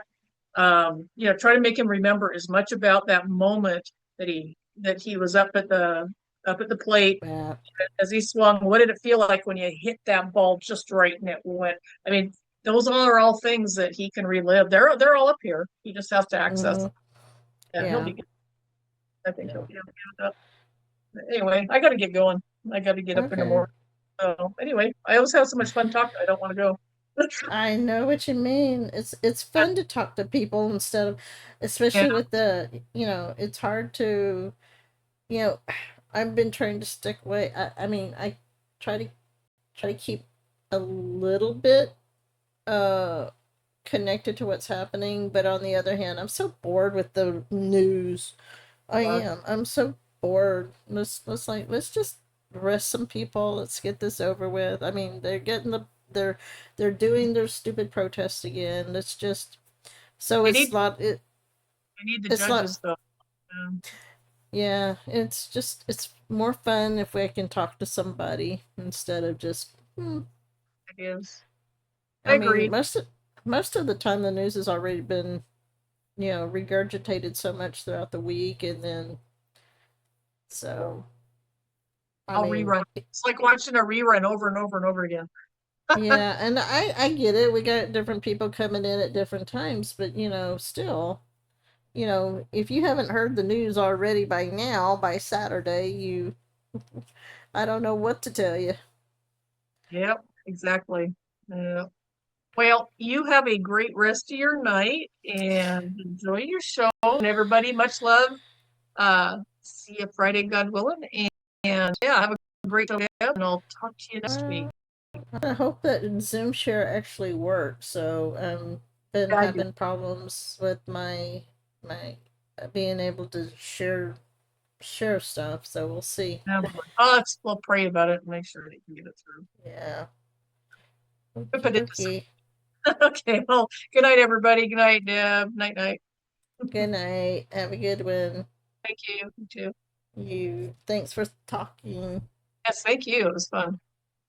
All right, everybody. This is On a Wing and a Prayer, seen on Patriots Soapbox Thursday mornings from 2 a.m. to 5 a.m. Eastern, so adjust for your time zone, and on Saturday evenings, 7 p.m. to 9 p.m., adjust for your time zone. So this is step 65, and if you are going to stick around, just put a 1 for me, and while I try at least to attempt my show opener, and I do have to step away for just a few minutes. So if things don't, if the show opener doesn't act right, I'll be right back shortly. It's gonna work, hopefully.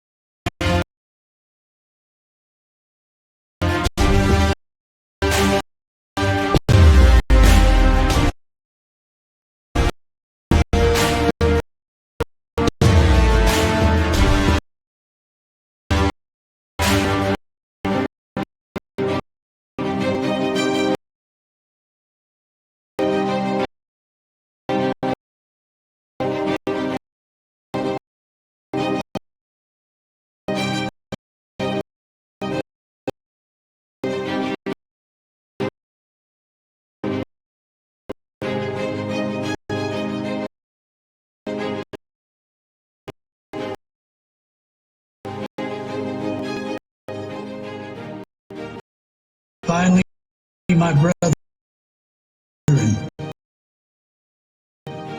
be strong in the Lord and in the power of his might. Put on the whole armor of God, that you may be able to stand against the wiles of the devil.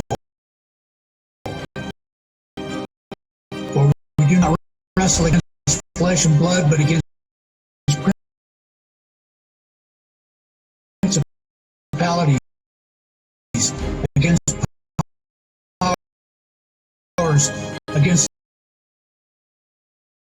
the rulers of the darkness of this age, against spiritual hosts of wickedness in the heavenly places. Therefore, take up the whole armor of God,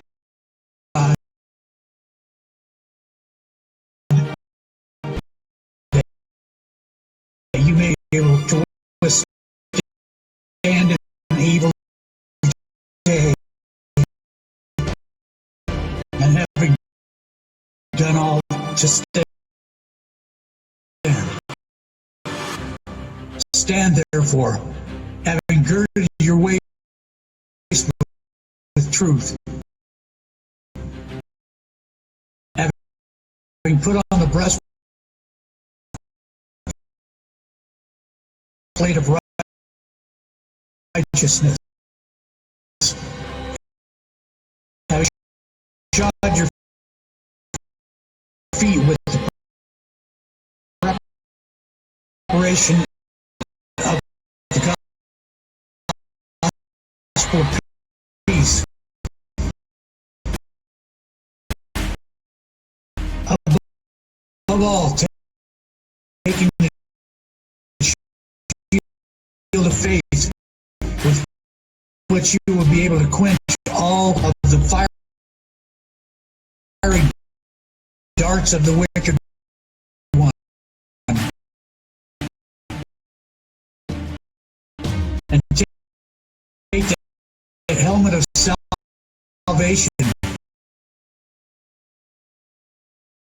and the sword of the Spirit, his word of powerful application, being walked in all the terms of policies and free that I have given me by open mouth.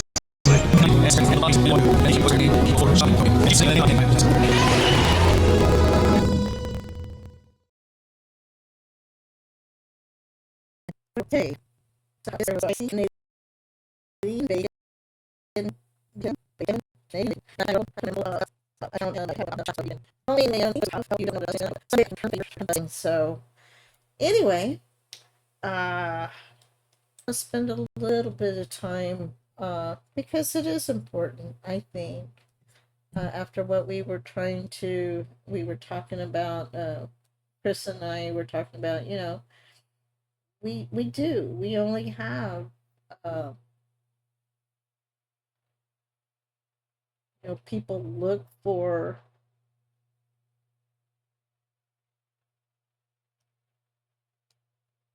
sorry, I'm looking at the,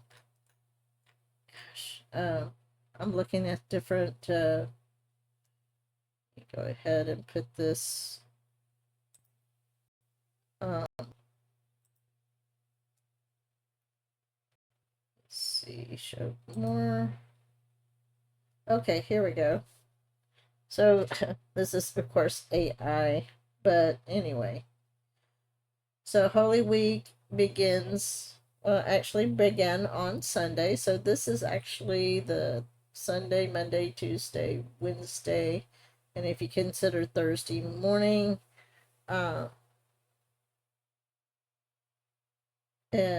it started on Palm Sunday, which was the 13th, and it concludes, I don't like that word, so we're going to go resurrection, because that is about the resurrection of Jesus Christ. The key events during this week includes Palm Sunday, commemorating Jesus' triumphal entry into Jerusalem, Holy Monday, Holy Tuesday, Holy Wednesday, also called Spy Wednesday. I guess that's when, because Judas Iscariot making deal with the Sadducees and the Pharisees to betray Jesus. The Holy Thursday, also called Maundy Thursday, which I didn't know. Did you know that we get mandate out of Maundy Thursday? That's the root word for mandate. Good Friday is the day of Jesus' crucifixion, followed by Holy Saturday, which marks the day his body was in the tomb, and Resurrection Sunday celebrates Jesus' resurrection. So here we go.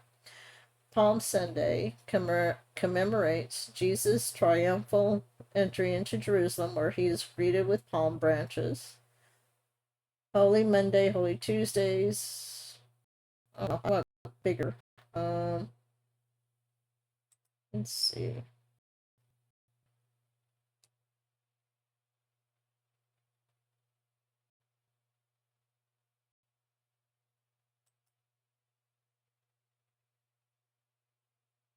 Come on, open up.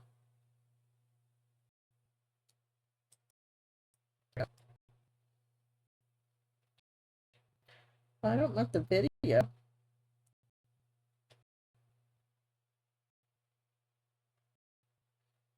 Let's see. So what's the timeline of Holy Week? Sometimes it's also called Passion Week or the final week, whatever you call it. The week of Jesus' arrest and crucifixion had to feel to Jesus' disciples like taking a week-long journey from heaven to hell. So here's a summary. So on Palm Sunday, Jesus rides into Jerusalem on a donkey. A huge crowd gathers, more and more people every moment, and they begin laying their coats before him as he rides into town. They take palm branches, wave them in the air, and shout, "Hosanna to the Son of David. Blessed is he who comes in the name of the Lord." In other words, this is the Messiah we've been waiting for. And of course, a lot of people wanted a military type Messiah to come in and just take over the Rome. And it's funny because I've been reading, my my private reading. I don't know, this year it seems like every year I get something more out of it. Every time I read the Gospels, every time I read the Bible, and I compare it to what's happening today, and I can see the parallels. And you think about what Rome was like and how oppressive Rome was to the people, and we're seeing that today. The religious leaders that were, remember, it were conquered, and then they became under the Roman rule. That's what they're trying to do even today. So the disciples had likely never seen a more exciting day in all their lives than that Sunday, which we call Palm Sunday. Mark 11:11 tells us that they then leave the city to spend the night in Bethany with their friends Martha, Mary, and Lazarus live.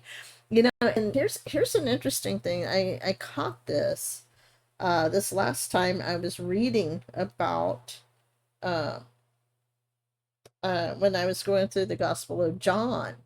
And of course, John is the only place in the Gospels that talk about Jesus bringing Lazarus back from the dead. Now, this isn't the first time he's brought someone back from the dead, but I find it interesting, the timing of it. So Lazarus was not just, because Jesus had brought, was it Peter's mother-in-law, and there was the little girl that he brought back. But the thing is their bodies had not been in the tomb. Lazarus had actually been in the tomb for 4 days. The Bible says he stinks, because he had already been in the tomb. He had been buried. And yet Jesus brought him back alive. That's a foreshadowing, except for the fact that Jesus it returns to heaven. That is almost like a foreshadowing of what Jesus was getting ready to do.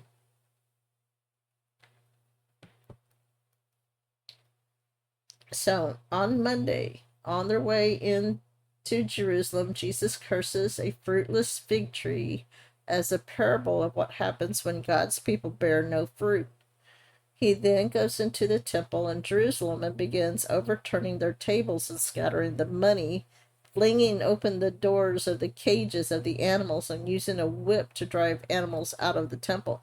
Okay, and just to kind of clarify that,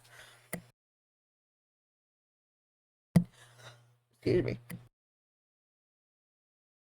So just to clarify that, it wasn't just about, the money changers and everything that were, selling these sacrifices, these animals. These animals were flawed animals. They were not animals that specifically for sacrifice. They were just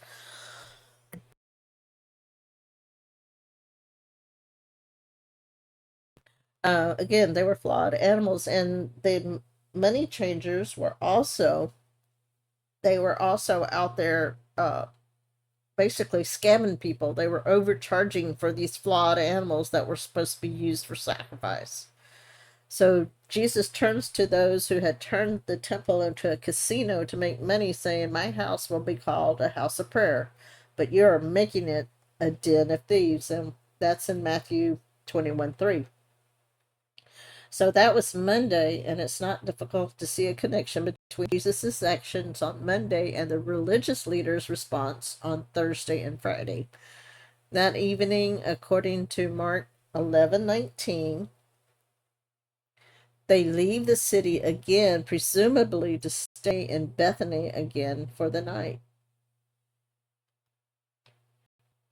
So Monday of the Holy Week, just to summarize, Jesus goes into the temple in Jerusalem and begins to overturning their tables and scattering the money.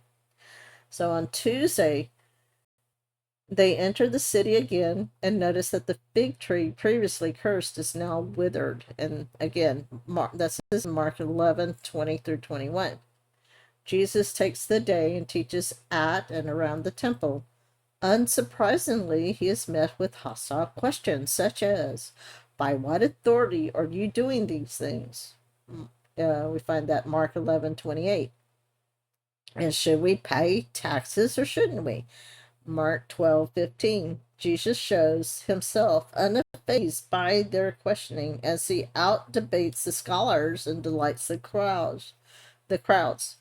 With the series of 8 woes, Jesus calls the religious leaders to repentance, lest they come under imminent judgment, and that's all in Matthew 23. When Jesus and his disciples leave the temple, they head east to the Mount of Olives, where Jesus describes the coming destruction of Jerusalem, as well as his own second coming, and that's in Matthew 24-25. This section of his teaching is called the Olivet Discourse.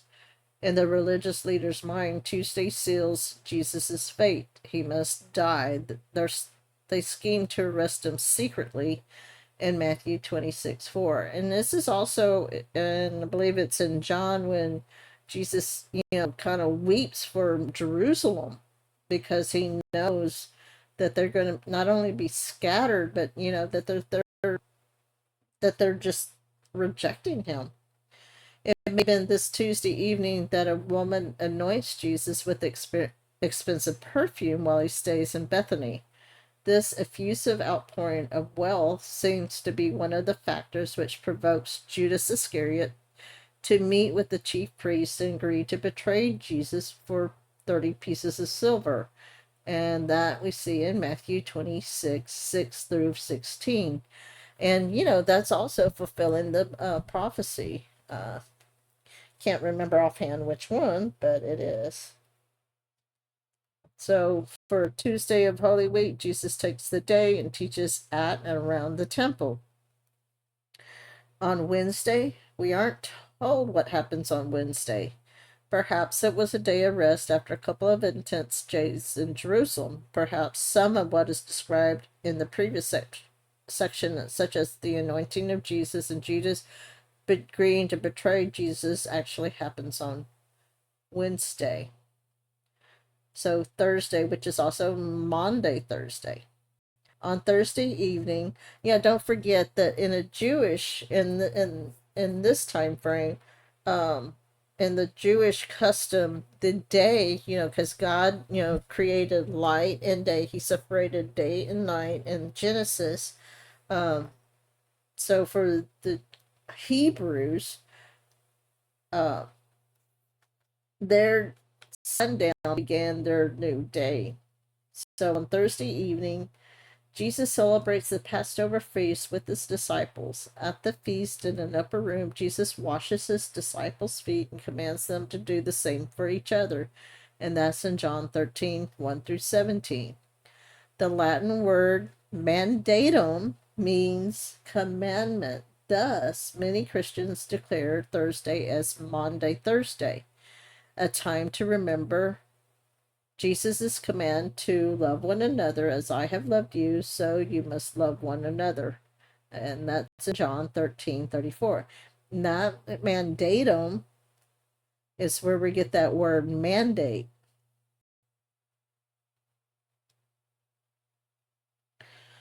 Toward the end of the meal, Jesus takes elements from the Passover feast and applies them to a new covenant in his own blood. First, he breaks the bread and says, "Take it, this is my body." We see that in Mark 14:22. Then he takes the wine and says, "This is my blood of the covenant, which is poured out for many," and that's in Mark 14:24. In this, he gives his disciples an ordinance that we call the Lord's Supper or communion, emphasizing its communal nature. And first, we see that in 1 Corinthians 10, verse 16, or the Eucharist, meaning thanksgiving, since Jesus gave thanks before breaking the bread and before distributing the wine. And we see that in Matthew 26, verses 26 through 27. So Jesus takes the elements from the Passover feast and applies them to a new covenant with his own blood. And you notice that Jesus uses the wine and the bread to represent his, what he's getting ready to do, going to the cross and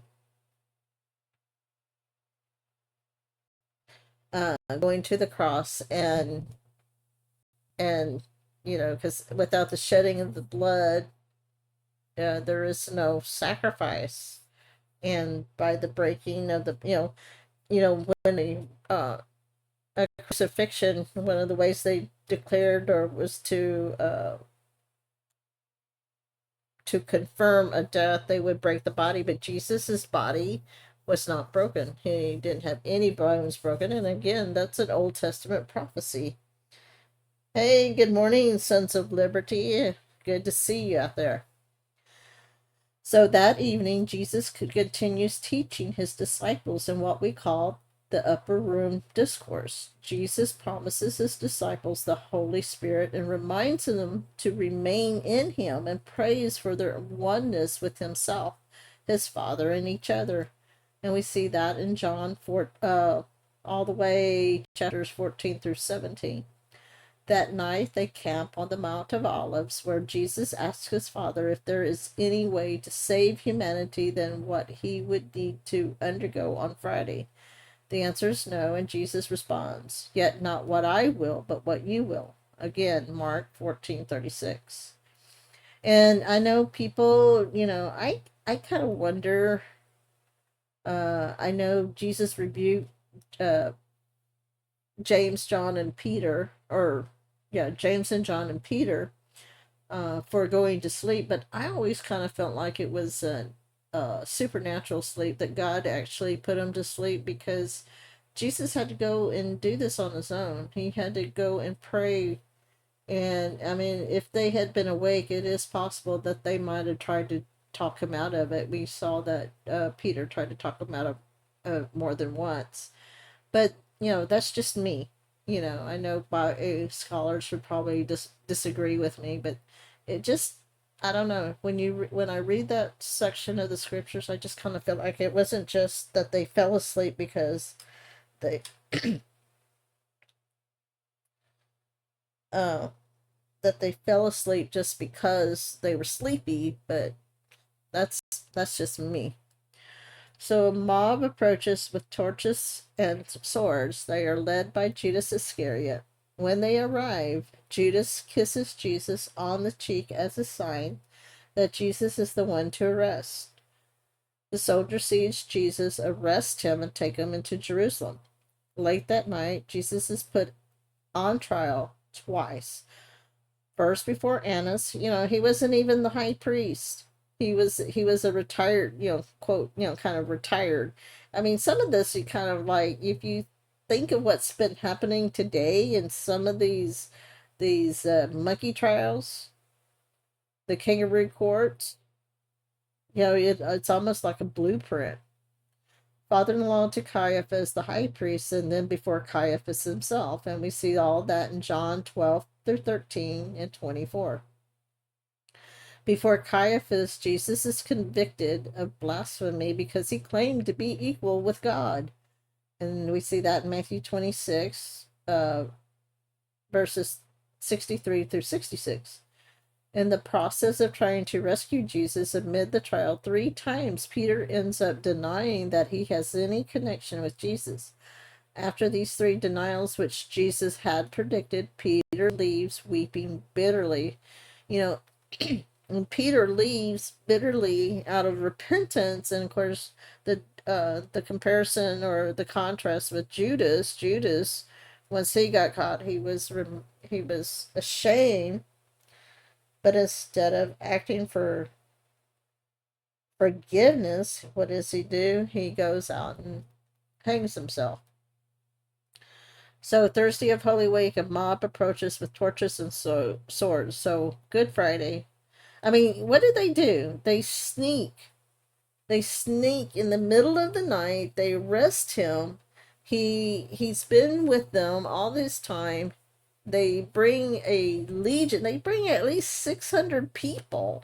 A legion, which was around, 2,000 of these soldiers surrounding Jesus. I mean, that's how afraid of him he is. I mean, that is how afraid of Jesus they are.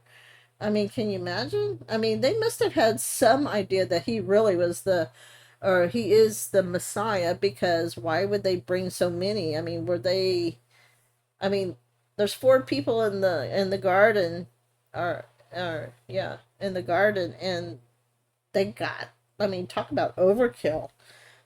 You know, haven't we see some overkill lately in the courts? And, going in, how about backroom deals? Early Friday morning, Jesus is brought before Pontius Pilate, the Roman governor of Judea, who sees no legitimacy in their demand for the death penalty. When Pilate hears that Jesus is a Galilean and that Herod Antipas, tetrarch of Galilee, is in Jerusalem at the time, Pilate sends Jesus to Herod. Herod's soldiers mock Jesus, dressing him in a robe, but in the end, Herod sends Jesus back to Pilate. To sway the mob to pity, Pilate has Jesus flogged, but when he presents a bloody Jesus before them, they continue to demand nothing less than crucifixion. And if you read the text and you read, and if you know a little bit of history of the society, they paid those people. They stirred up the mob. I mean, again, isn't that what we see today? Look at these protests that we've got going on.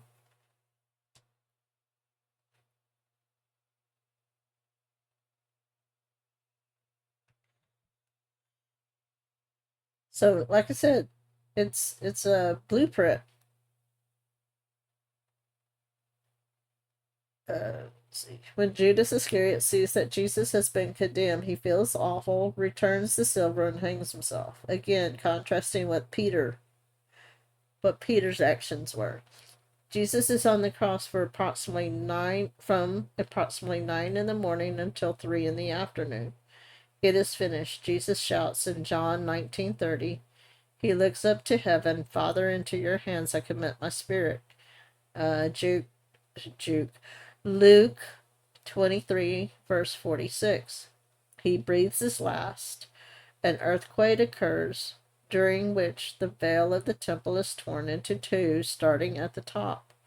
Jesus is taken down from the cross. He is buried in a tomb owned by Joseph of Arimathea, a sympathetic member of the Sanhedrin.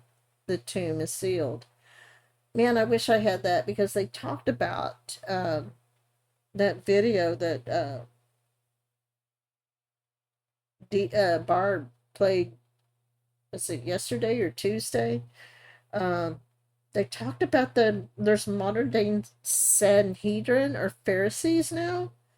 I thought about that, and I'm like, oh my goodness. So the tomb is sealed. And don't forget, this is also, I mean, if you look at Luke talks about the two thieves on the cross. I think it's either Matthew or Mark mentions them too. And Jesus says, one of them mocks Jesus, the other is repentful. And he asks Jesus if, to have mercy on him, and Jesus says, you will be with me in heaven, or in paradise. Sorry.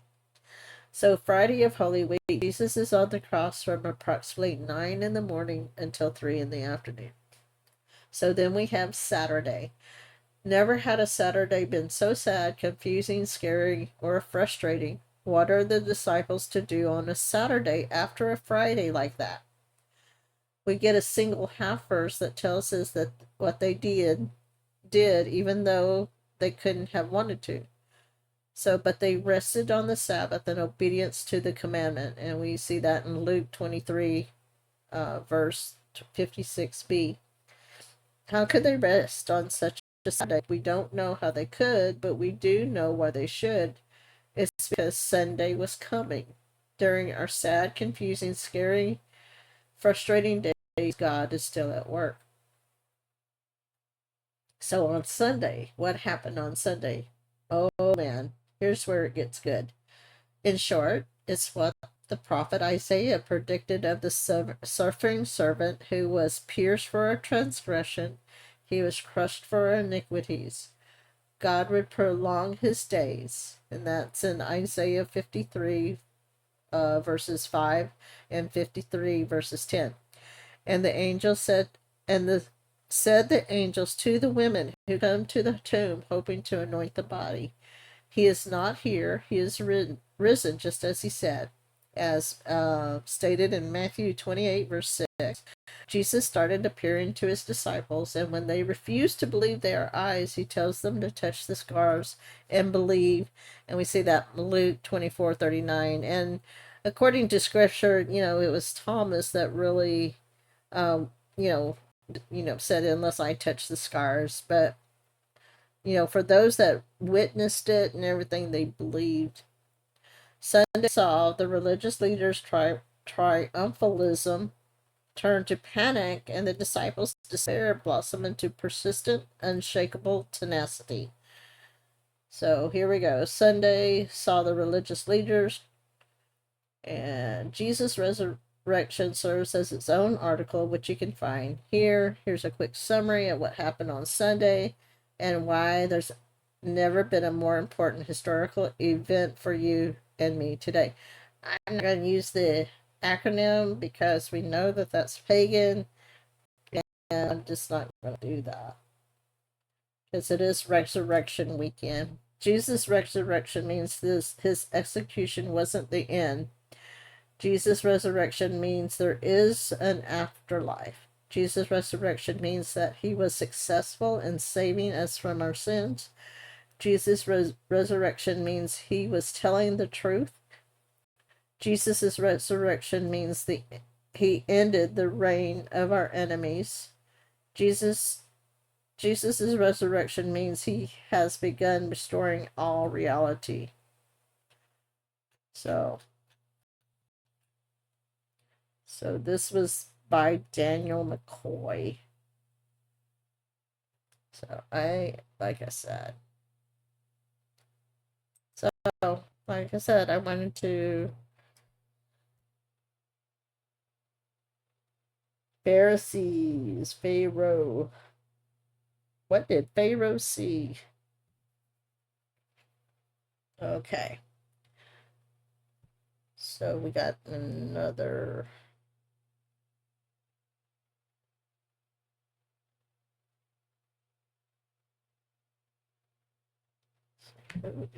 Who's in on anybody?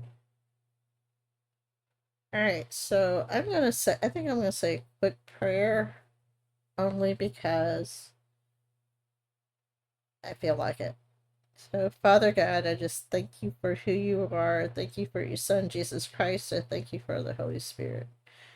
Thank you, Jesus, for being that ultimate sacrifice. Thank you, Father, for coming down to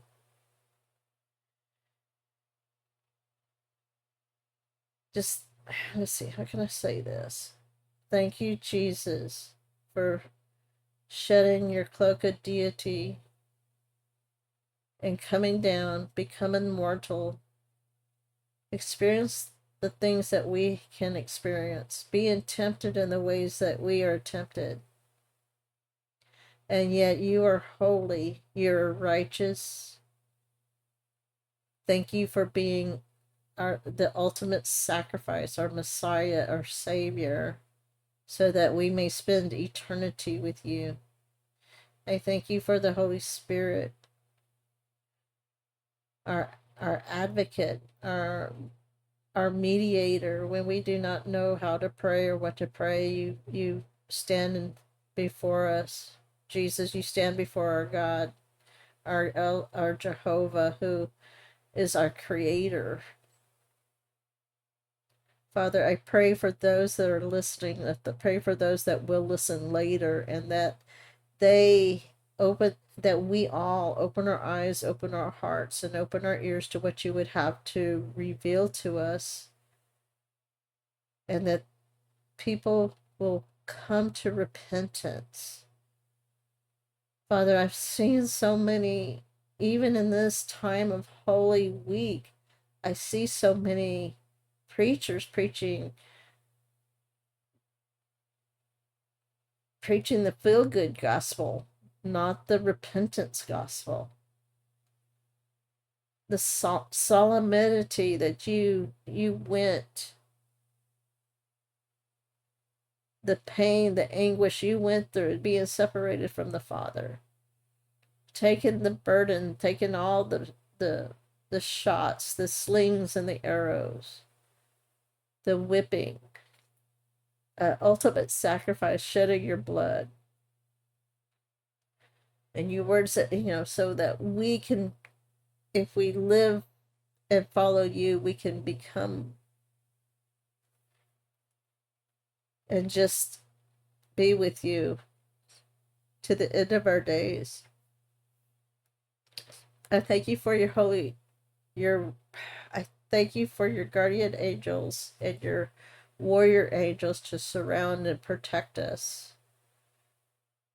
And I plead the blood of Jesus over our nation and ask for forgiveness. And Father, I ask that you rise up your remnant at this time. And I just pray for our nation. I pray for our leadership, Father. And I pray that you just crush that Leviathan spirit, that Python spirit, that twisting spirit. And we cancel it out in the name of Jesus with the blood of Jesus. I thank you again.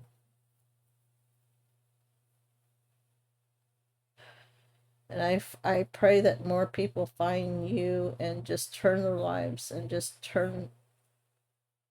we turn our nation back to you. And I pray these things in the name of your Son, Jesus Christ, with the Holy Spirit. Amen. And all the God's people said, Amen.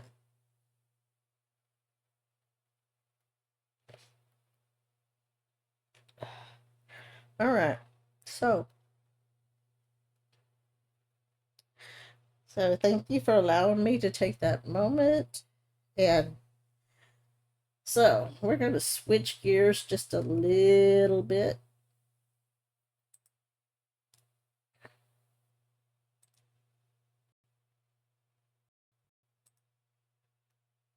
Oops.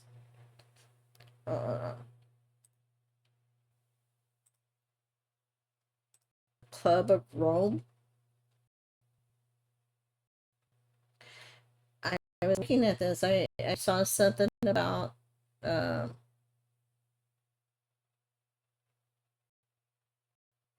let's see, the history. So this is another so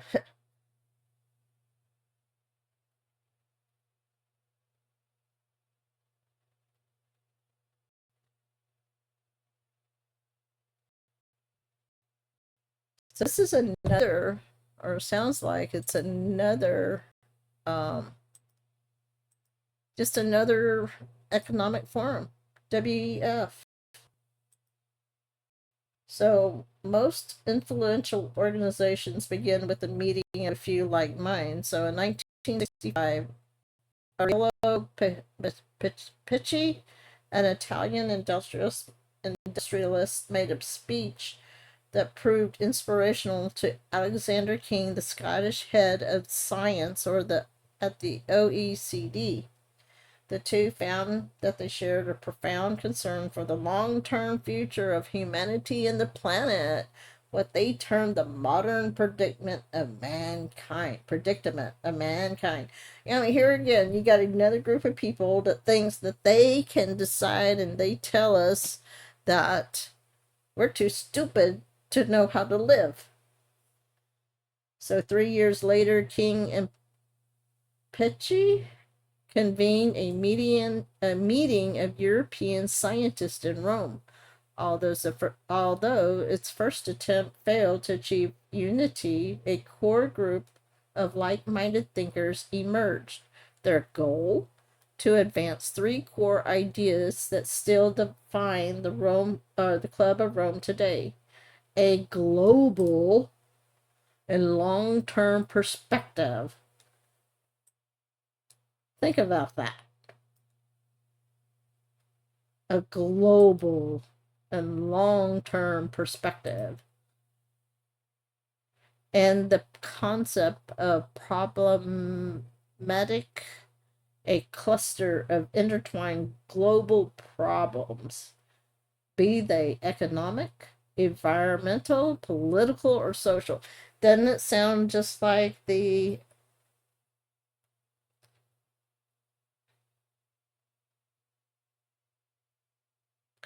doesn't that sound a lot like Agenda 2030 and the WEF and Davos? I mean, how many of these organizations are there out there? So at the group's first major gathering in 1970, Jay Forrester, a systems professor at MIT, offered to use computer models he had developed to study the complex problems which concerned the group more rigorously. An international team of researchers that the Massachusetts Institute of Technology began a study of the implications of unbridled exponential growth.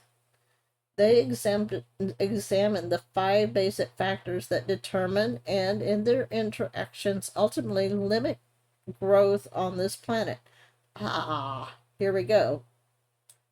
Yeah, we're got too many people. So too many people look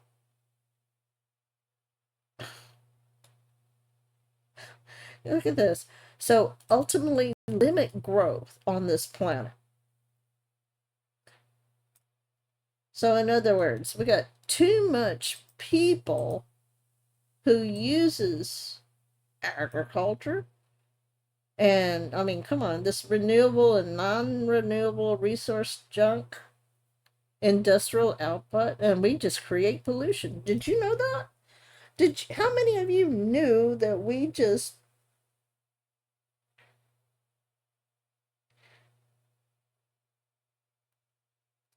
how many of y'all know that we're just here to pollute everything, right? Wrong. So in 1972, the club's first major report, The Limits to Growth, was published. It sold millions of copies worldwide, creating media controversy and also impetus for the global sustainability movement. This called for objective, oh yeah, right, objective, scientific, oh yeah, scientific, yeah, you mean science, scientific assessment of the impact of humanity's behavior and use of resources still defines the Club of Rome today. While Limits has many messages, it fundamentally confronted the unchallenged paradigm of continuous material growth and the pursuit of endless economic expansion.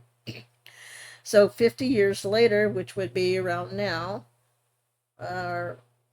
2022, there's no doubt that the ecological footprint of humanity substantially exceeds its natural limits every year.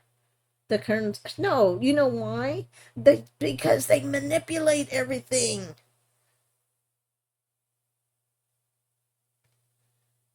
They manipulate. They manipulate the weather, so they create this bird flu or the mad cow disease. Uh-oh. It looks like I got stuck. It looks like my share stopped. Sorry. But I am recording this so that if you want to go back and look at the article, you can see it. But I mean, they create things like bird flu, and they tell the farmers they have to kill their cows or the birds. And isn't it interesting that the only birds that were killed during the bird flu was the chickens? What other animal was killed during the in cows? So now all of a sudden that we can't. So now all of a sudden we have all these shortages. How about during the C-19? Oh yeah, of all things that they wanted us to be short on, and it was toilet paper. Go figure that. So they manipulate these things. So they say, oh, humanity.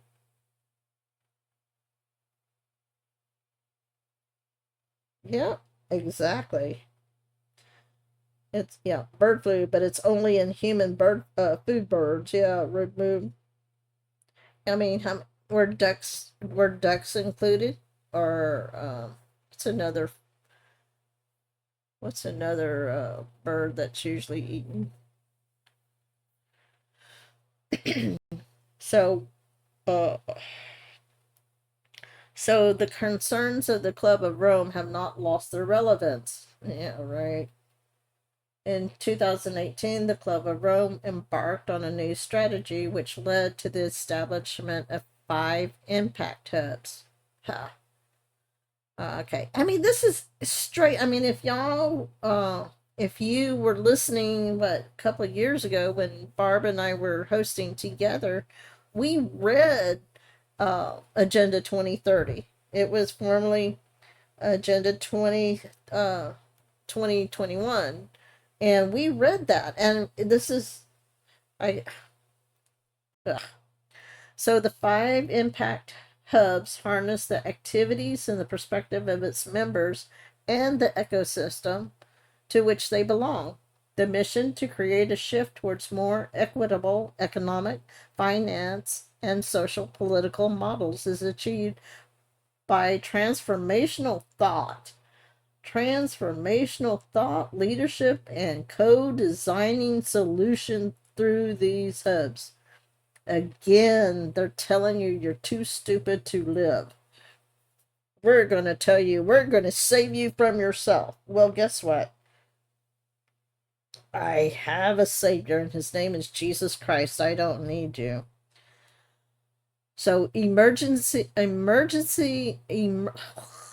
sorry guys, I'm going on like almost 24 hours no sleep.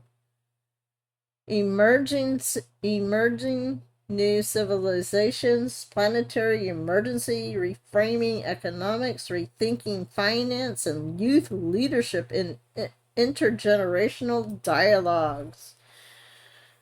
Oy vey. I mean, sounds like Nazi Germany, doesn't it?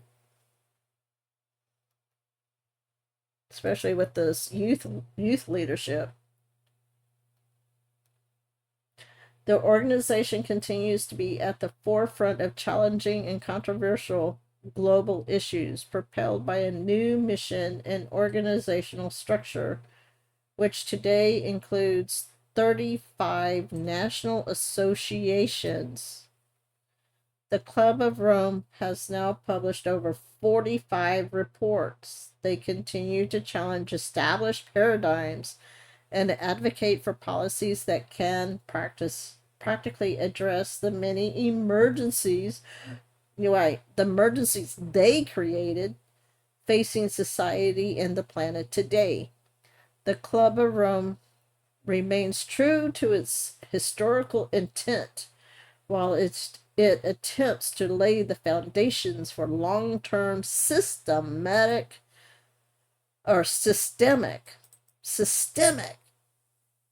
where have we heard that word before? Shifts in global social, environmental, and economic systems. In short, it is an established, respected, respected. Only people who are too blind to understand what it is. International think tank. Oh yeah, let's go with think tank. Positioned to face the core challenges of the 21st century. So the Club of Rome includes over 100 active full members with a full-time secretariat in Winterthur, Switzerland, with a satellite office in Brussels, Belgium. Correct me if I'm wrong, which I probably am, but has Brussels been mentioned in the news lately?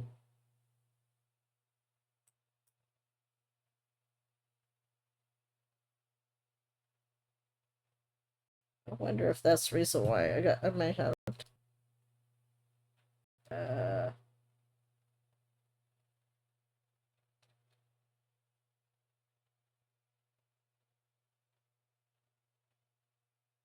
Oh, they got. I mean, guys, if you could go. Let's see. I wonder if I have a way.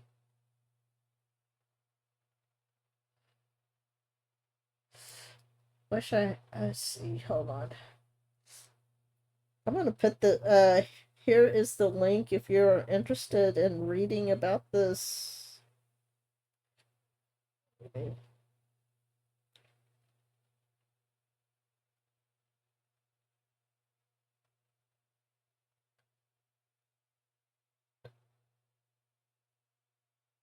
So there's the link to it.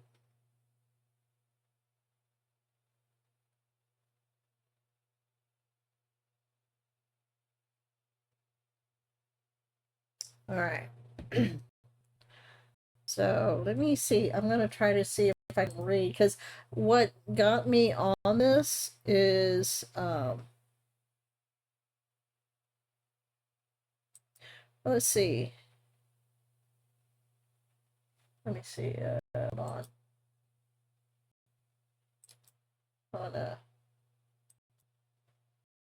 Go back.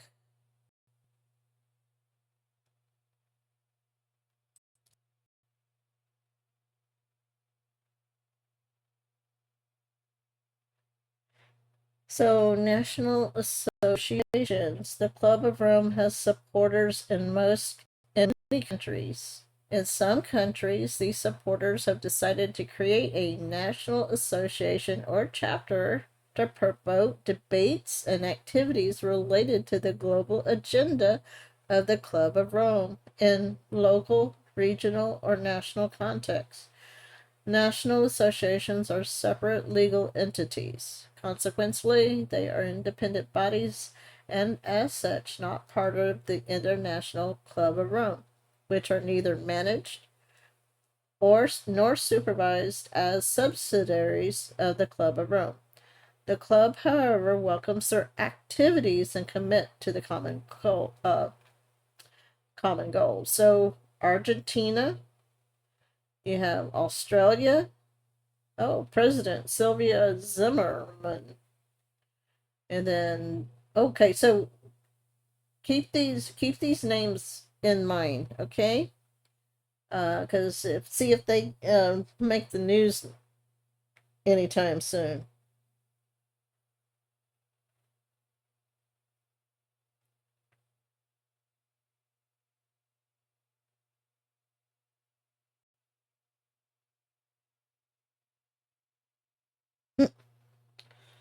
So Argentina. So the president is Sylvia Zimmerman. Australia, Dr. Keith Suter.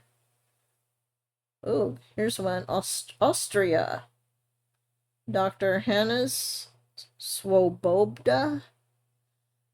Vice President is Dr. Sabine Gaber, and then Vice President Dr. Fritz Hinterberger. Belgium, you got President Karl Falkenberg, Vice President Christina Vicini. Got Brazil, Professor Heitor. Oh gosh, I probably can't. Then Bulgaria, Croatia, China. Ooh, Zinfeng Zhao and Yang Jun Zhu. Then we have Canada, Chairman of the Board, Ted Manning, Nigel Ware. Secretary is Jean Daughtry. We got Czech Republic, Estonia, Finland, Hungary, Greece, Germany, India, Italy, Japan, Nepal, Mexico, Jordan, Netherlands, Nigeria, Poland, Serbia, Russia, Romania, Slovakia, Slovenia, Spain. Oh, here's Turkey, Ukraine. Well, let's see. Where's Russia? Russia is Dr. Sergej A. Komanitsky. I'm probably butchering these names, but then Ukraine has Dr. Viktor Halasiuk and Vice President Dr. Viktor Vovk.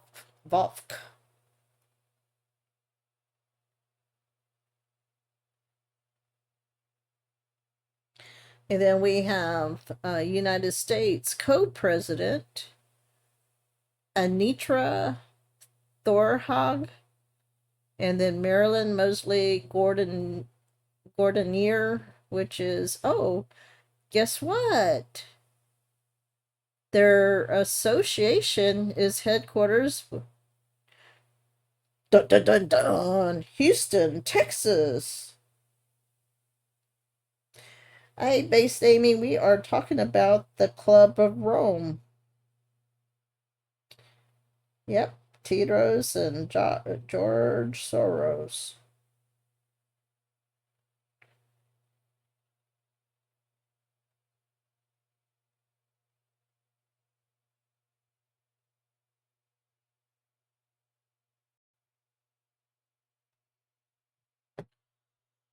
And then finally, the last one is Venezuela. So but anyway, the reason why I saw something about, the new prime minister of, what's his face, in Canada. Let's see. He is supposed to be a part of this association. Let's see. I'm just reading, I'm looking at these. I was going to say most of these. Oh. But I'm going to I'll put this link again, and if you want to pass it on. I'm sorry that my video's not working. Yep. That's what I heard anyway. Let's see. I thought there was a membership. I thought I saw something. So let me. Oh, there's members right there. Hold on. Okay.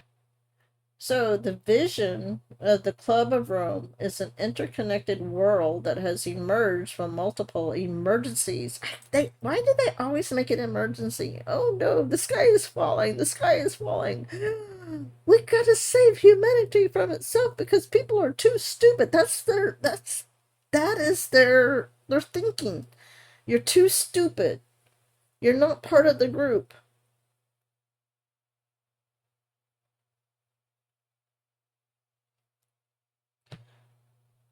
With a new way of being human.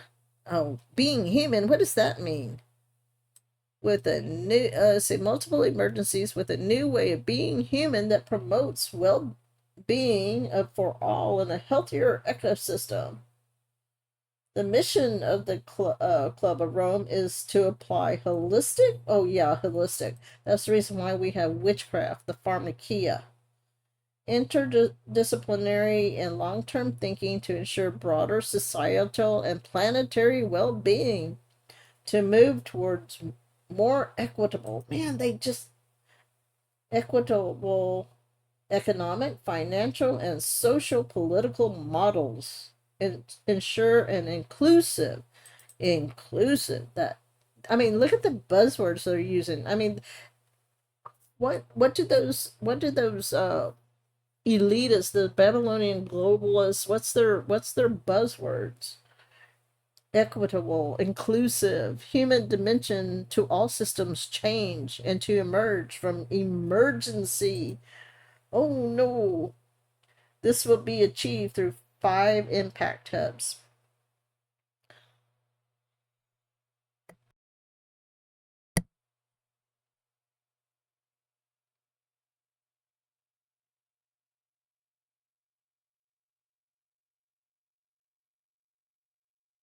That's good. That's good, Sons of Liberty. Yep, that'd be great. They need to be gone. Hey, great conspiracy. Hey, 76 red pills. Rock and roll.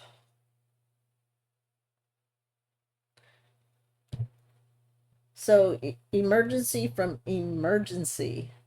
Humanity faces threats of systemic collapse on many fronts. Decades of exponential population and consumption growth are now colliding with the limits of the Earth's biosphere, destabilizing the foundations of life as we know it. Oh, again, Chicken Little. The sky is following. Oh, we're killing our planet. We are at a unique moment in history, a decisive decade where failure to act risks crossing irreversible Earth tipping points. Yeah, you know what they forget, that eventually they're gonna die too. At least their flesh will.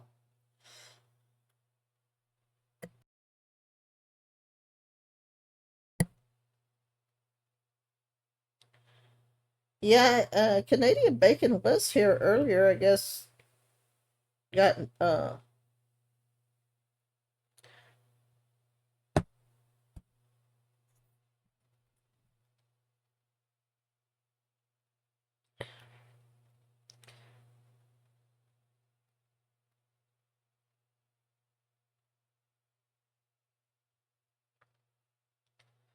Um, sorry, I didn't mean to go mute.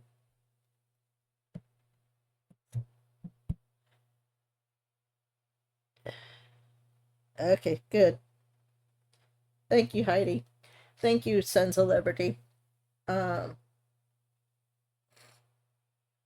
the world's response to C-19 pandemic provides us with a transformational moment to bring the change we need. Oh, yeah, as if that wasn't planned. The global pandemic has highlighted how interdependent we are. The Club of Rome pushes for the transformational shifts needed for society to emerge from emergency with a new way of being human that promotes well being for all. Yeah, right. Only if you're in their club. It is our aim to accelerate. Ooh, accelerate. That's another buzzword. A better future for all. Move towards more equitable, here's equitable again, economic, finance, social, political models, and that word models again, and ensure an inclusive human dimensional, hold on, an inclusive human dimension to all systems change and transitioning. Ooh, transitioning. You think that has something to do with the transgender movement?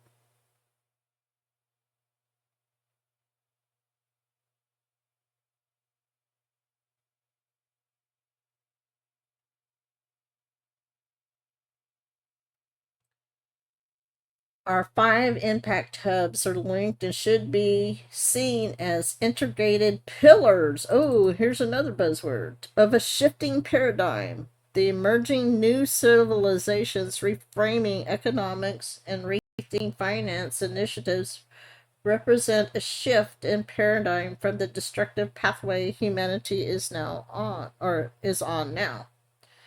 The planetary emergency we find ourselves in regarding climate change, ooh, they did have to go there, is a symptom of this destructive pathway of growth. Ooh, climate change is a symptom of the pathway of growth at all cost and growing structural inequities.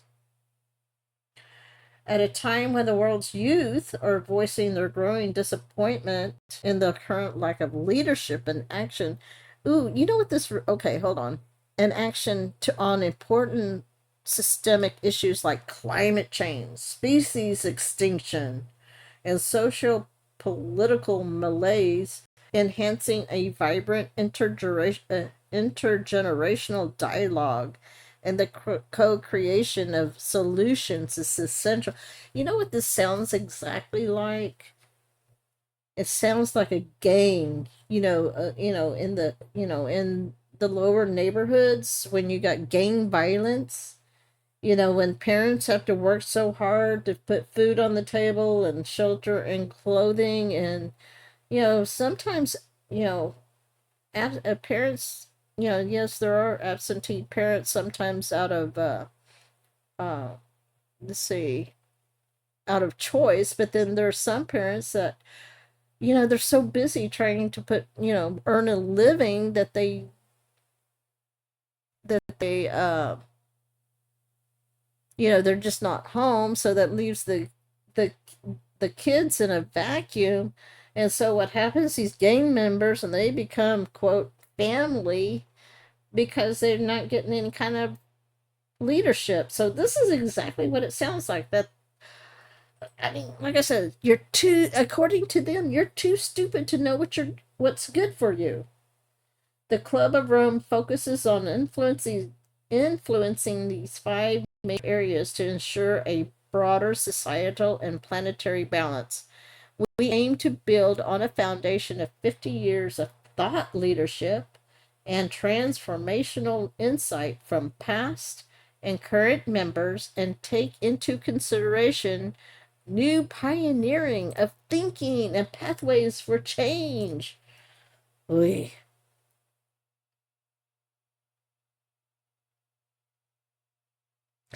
I like the way you think, Sons of Liberty. Yep, yep, Yep. Psychobabble. New age psychobabble. Yep. Okay, so our strategy implementation through impact. So the Club of Rome Impact Hub serve as a creative space where Club of Rome members, associations, and partners share transformational thought leadership and co-design solutions for impact. In addition, the Club of Rome aims to enhance intergenerational thought leadership.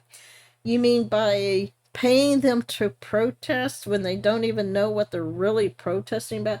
This is the one reason why I don't donate a lot. I don't even go to a lot of, the only rallies I really I went to support President Trump.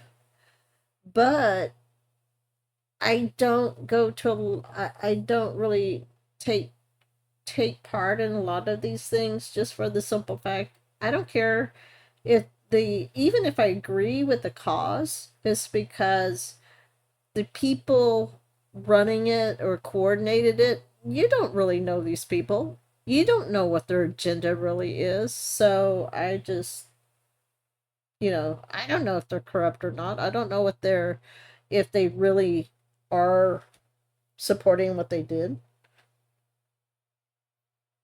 Yep, a lot of word salad. Hey, Marsha K. So, so they also aim to provide the space for difficult conversations and conflict resolution. Oh, you mean like protesting, right?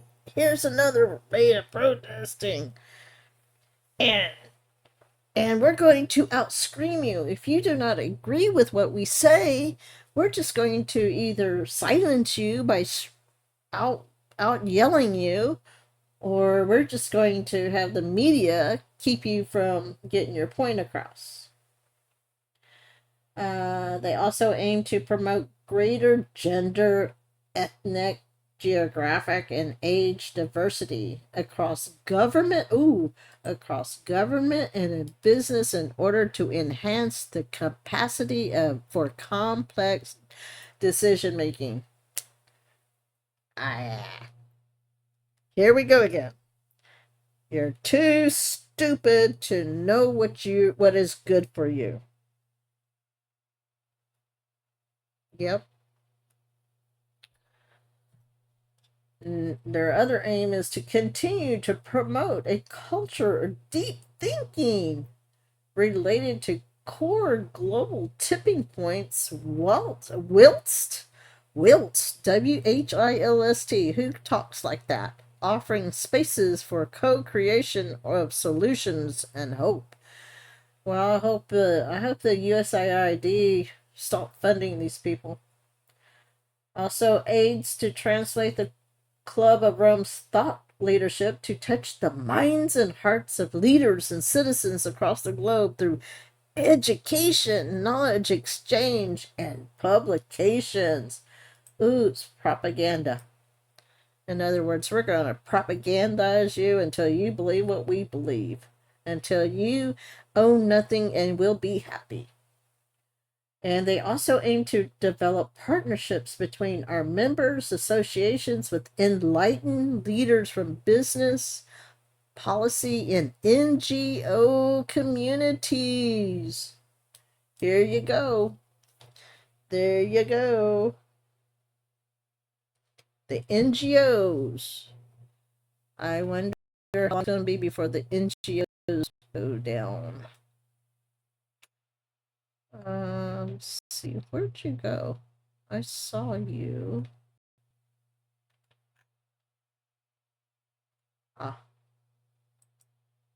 So let's see.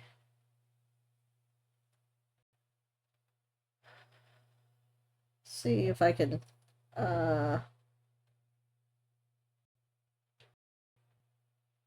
yeah, go into gosh, all these weird names.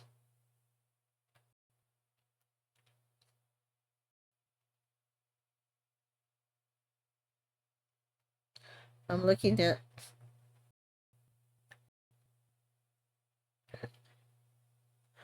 Does anybody know the name Tom Cummings? Why does he sound familiar? Who is Tom Cummings?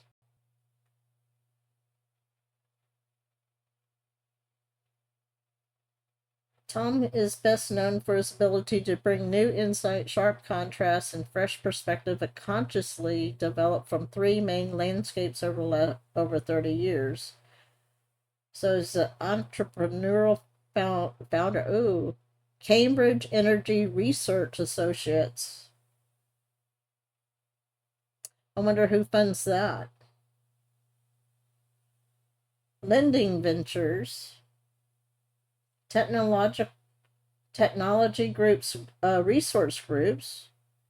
Eureka Business School Partnership for Tech Allies. Global Alliance for Banking on Values. Climate Action Initiative, or Sea Roads Climate Simulator.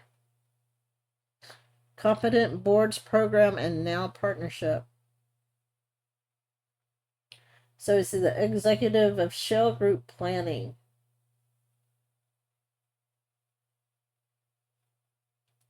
Okay, like I said, I'm not gonna.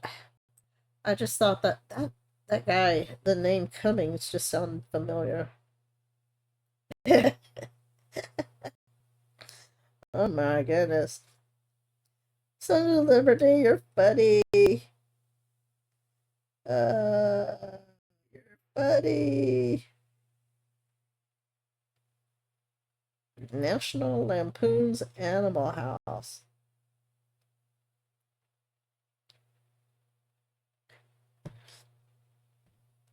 How about Michael Dorsey? Daniel Erasmus? Oh, wait a minute. Kirsten Dunlop. Why does that name sound familiar?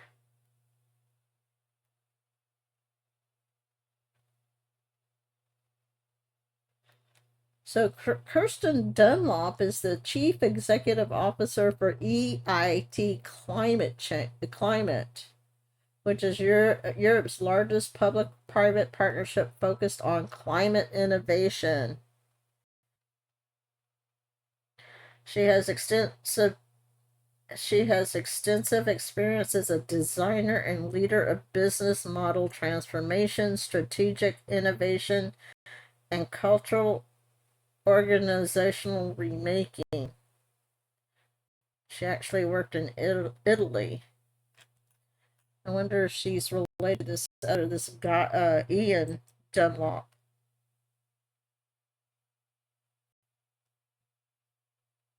Oh, Ian Dunlop is an Australian engineer and writer, energy expert. He is an independent advisor on climate change and energy governance and the chair of the advisory board chair of Australian Breakthrough National Centre for Climate Restoration. Oh. Previously, he worked internationally in oil, gas, and coal exploration and production in scenario and long-term energy planning. Ooh, he was a senior executive of Royal Dutch Shell for many years. And this would be a great dig for somebody who had time. My time's coming to an end. I won't be able to do it. I won't be able to do I will be able to do a video closer.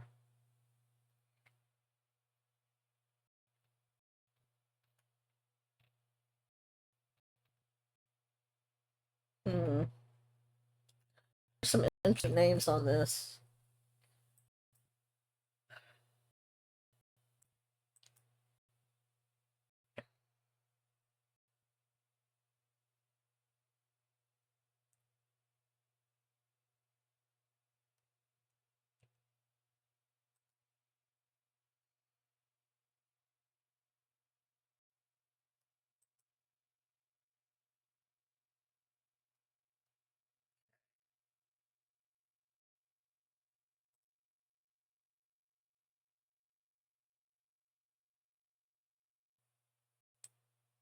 So I wanted to do this this whole thing with this Von Holland dude, the Senator Von Holland. You remember? You know what that sounds like to me? Von Holland. Sounds like a what's it? Valhalla. You know that Viking place. Okay. Let's see if I can find. Okay, this is an overview. Here's the one thing about kind of interesting to find out. Okay, that's a center. It's Axios. Here's Wikipedia. I understand that El Salvador didn't want to let him in, or they didn't let him in. He makes this trip on taxpayer dime, and he actually, I mean, it's a wasted trip. I don't understand these people. I did have some people who, you know, followed me on Rumble, and you know, they offered to help promote or help me get activity, but when I go back and I get a 401 error message. So I'm assuming they're bots, or either that they deleted their pages or something right away. So his father is a Christopher von Holland,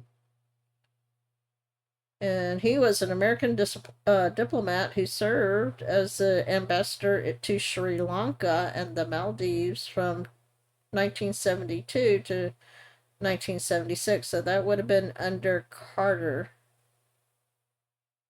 right? No, that's under Nixon. Take that back. That's under Nixon, right? Okay, guys, my brain is okay. I'm gonna have to stop the share so y'all can. There we go. Oops. All right.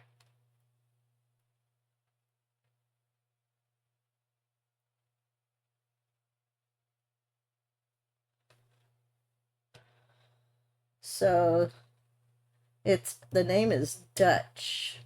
So this guy, Christopher von Holland Jr., was born on January 10th of 1959. An American, oh, surprise, surprise. He's an American attorney and a politician serving as a senior. So he's a senior United States Senator from Maryland, a seat he has held since 2017. He's a member of the Democratic Party, served as U.S. representatives. And see, this is, let's see, who was it I was talking to? This is how they do it. They serve in the House, and then they move to the Senate. So he served for Maryland's 8th Congressional District from 2003 to 17 as a state representative or a state senator. So he worked for the state, not the U.S., as a representative for Maryland. So Maryland state senator from 95 to 2003. So in 2007, he became the chair of the Democratic Congressional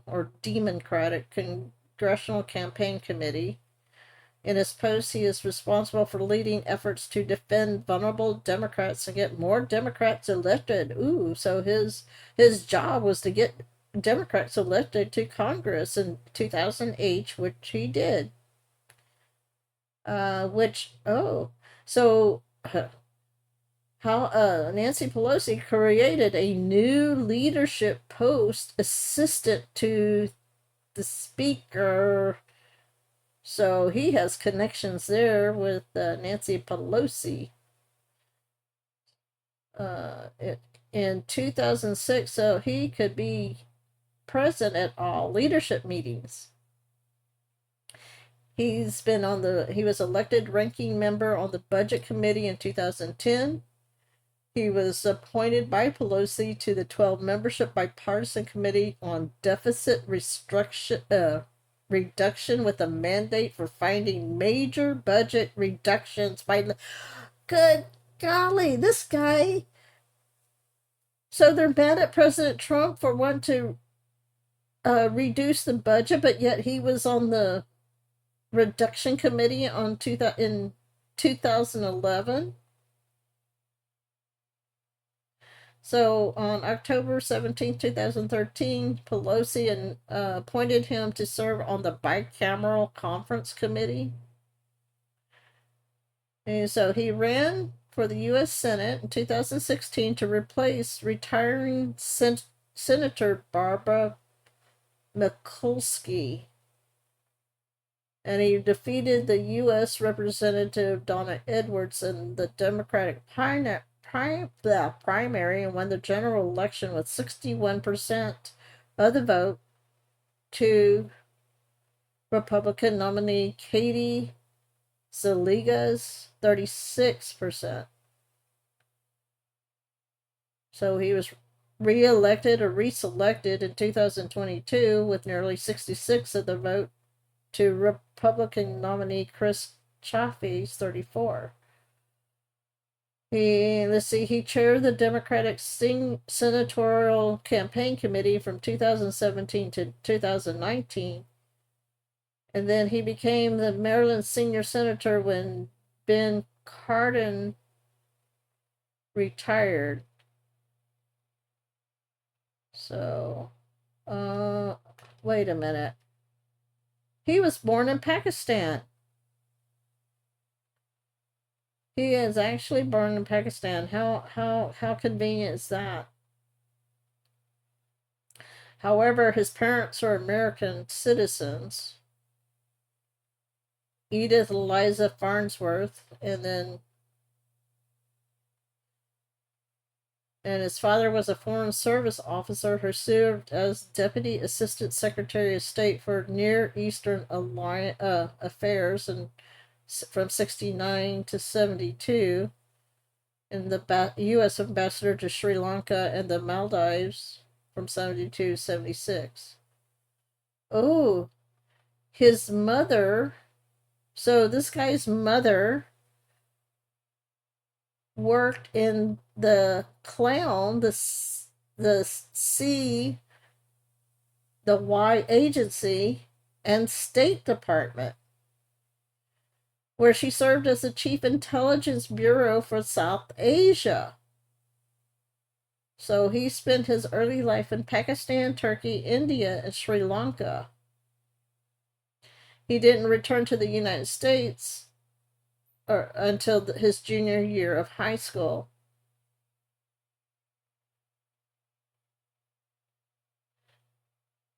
He is an alumnus of the Kodiakana,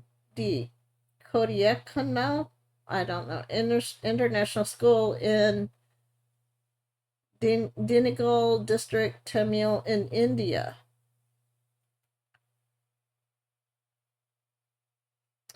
He graduated from Swarthmore College with a BA in philosophy. And Swarthmore, and I didn't know what it was. It was incorporated in 1864, but it's a private liberal arts college in Swarthmore, Pennsylvania. So it's one of the earliest co-educational colleges in the United States.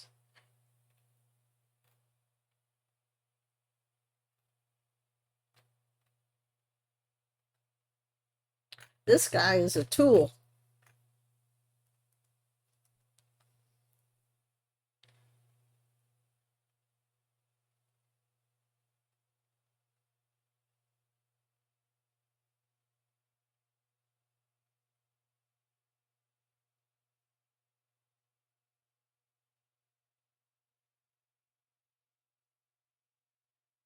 right? Liberal Arts College. So I'm going to do I tell you what, I know people don't like Wikipedia, but there are some things about Wikipedia that just make things interesting. I want to know who this retiring senator, or not, this representative. So he ran to replace the retiring Barbara.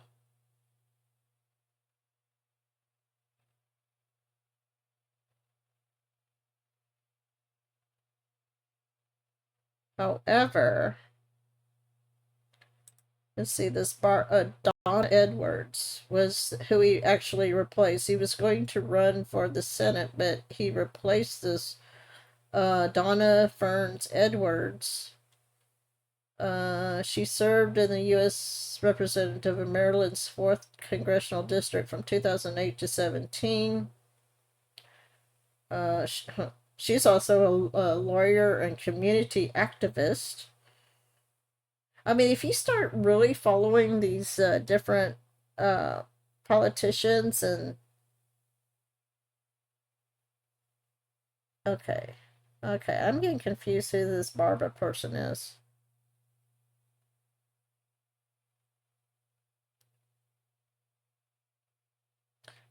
Okay, so she was a competitor. Okay, I got it backwards. Okay. Okay, so Barbara Mikulski. Okay, so oh goodness. She was born in 1936, so she is coming up on her, what, 79th year, right? 36, oh, she's almost 90. She'll be in her 90s, right? Let's see, doesn't tell you her age. Oh, okay, she's 88. She'll be 89 this year. Okay, so she's close. So if you start really looking back towards these people, so she served in Maryland from 2000. Good night. So she was a U.S. Senator for Maryland from 1987. That's 30 years. And a member of the Democratic Party, she served as the House of Representatives from 77 to 87. So that just shows she was actually in Congress for 40 years. So she is now the third longest serving female U.S. senator, and the longest serving U.S. senator in Maryland history. And she's a social worker. Go figure. Uh, oh, I don't know how to pronounce. Let's see. No, he was actually Hawaii, I believe. American soldier. Yeah. So from the death of Senator Daniel I don't know how to pronounce his name, but Inouye? I don't know. Big Lee would know. In December 2012 until 2015, she chaired the Senate Appropriations Committee. So at her retirement, she was the ranking minority member of the committee. She also served on the Health, Education, Labor, and Pensions Committee and the Committee on Intelligence, which is an oxymoron.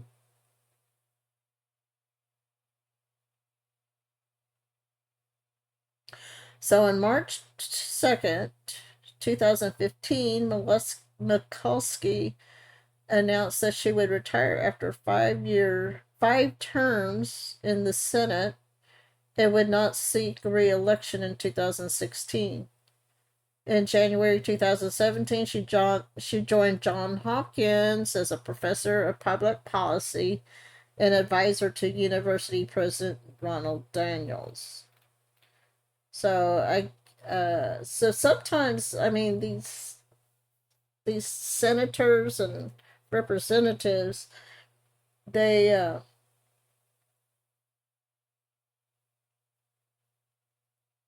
they get either an interesting passing, they or maybe she just, good night. She would have been in her what? She would just be turning around 80 when she retired. Uh, but that was see 2015, so that about 10. So she may have just got tired, or maybe someone told her she needed to step down. So she first ran for the U.S. Senate in 1974, winning the Democratic nomination to face incumbent Charles Mateus.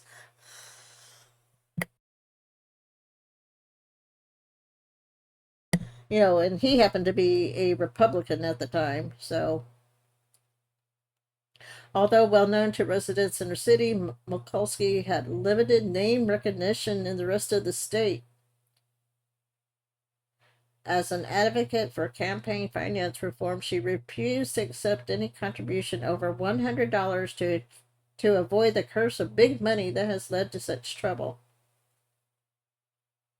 However, she still managed to raise over a quarter of a million, or 250,000, nearly 5 times her total. Ideologically, Mikulski and Matthias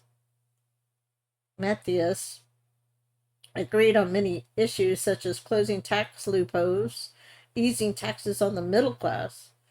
On 2 issues, however, they argued to reform Congress and the U.S. tax system to address inflation and corporate price fixing. So, remember, this is back in the early 70s.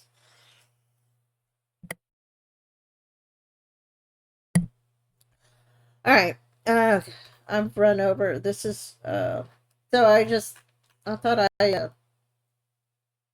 one of these days, I mean, I keep saying I'm going to do this, and I keep coming on and I forget, because once you start kind of doing a history of these politicians, it's kind of an eye opening.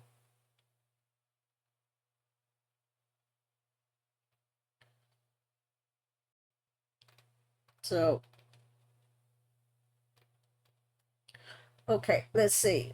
Tenure. This is back to Von Hollen. So in 2003, this Committee for Education Funding, a nonpartisan educational coalition founded in 1969, named Van Hollen its outstanding new member of the year. The first bill he introduces every session is the Keep Our Promise to America's Children and Teachers, Keep Our Pact Act, which would fully fund No Child Left Behind and Individuals with Disabilities Education Act. He introduced an amendment which passed that appealed a 9.5% loophole in student loans, and that had allowed lenders to so apparently there was a loophole that allowed lenders to pocket billions of taxpayers' dollars. Now that money is available for additional student loans. I wonder if that's where I wonder if that actually took that repeal actually took effect, if there wasn't another loophole and it was still pocketing, these lenders were pocketing taxpayer dollars. I wonder if USAID and Doge found that out.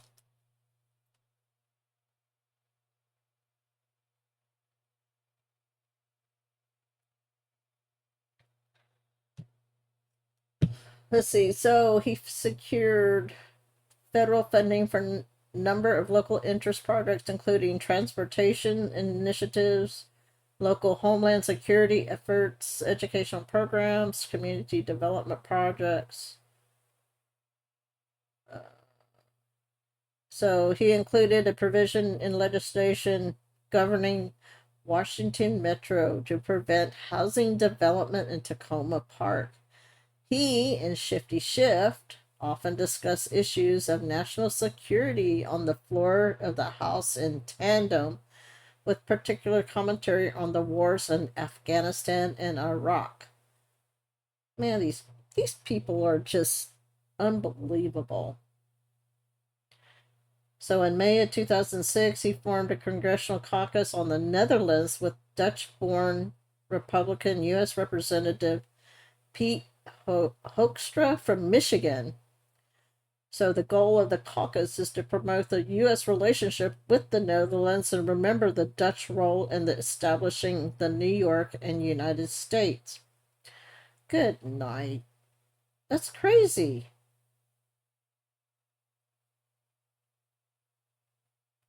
Oh, here's something interesting.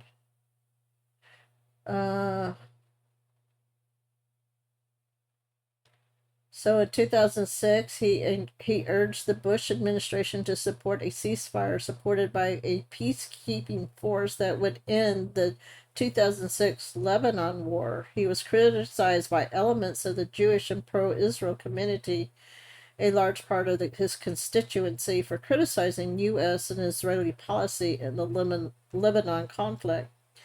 You know, some of these conflicts are what they portray them to be. In follow-up comments, Von Holland indicated that his original comments were meant as a critique of Bush administration policy, but did not retract his position. And other members of the local Jewish and pro-Israel community defended him. In 2006, he opted out of the race to succeed the retiring Senator Paul Sarbanes, saying he would rather spend time with his family and help elect more Democrats to Congress. Oh. In keeping with that, Von Holland was appointed to chairman of the Democratic Congressional Campaign Committee.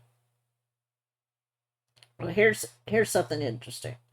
In 2009, Von Holland introduced a bill which establishes a green bank,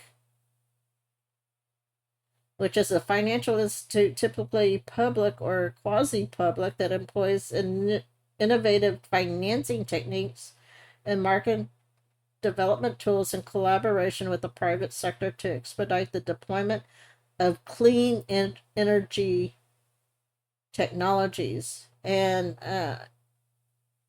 green banks use public funds. How about that? So to catalyze financing of clean energy and energy effective projects. So he reintroduced the same bill in 2014. In March 2010, when Charles Rangel was forced to resign as chairman of the Committee on Ways and Means over ethics charge, Von Holland played a key role in having Sander Levin succeed to the chairmanship over Pete Stark.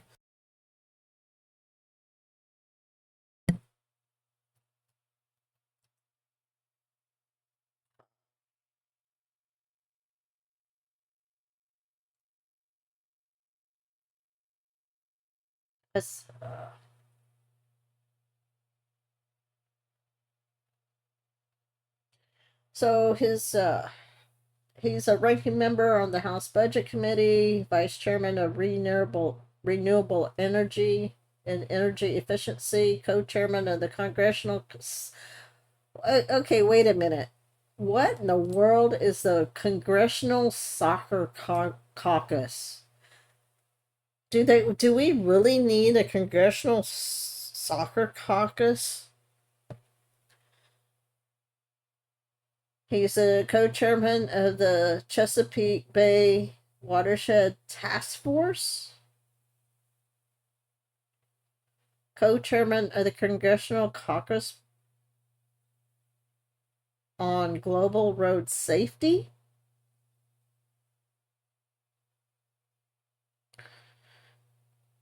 vice chairman of the Democratic Task Force, or Democratic Task Force on Budget and Tax Policy, member of the Congressional Asian Pacific American Caucus.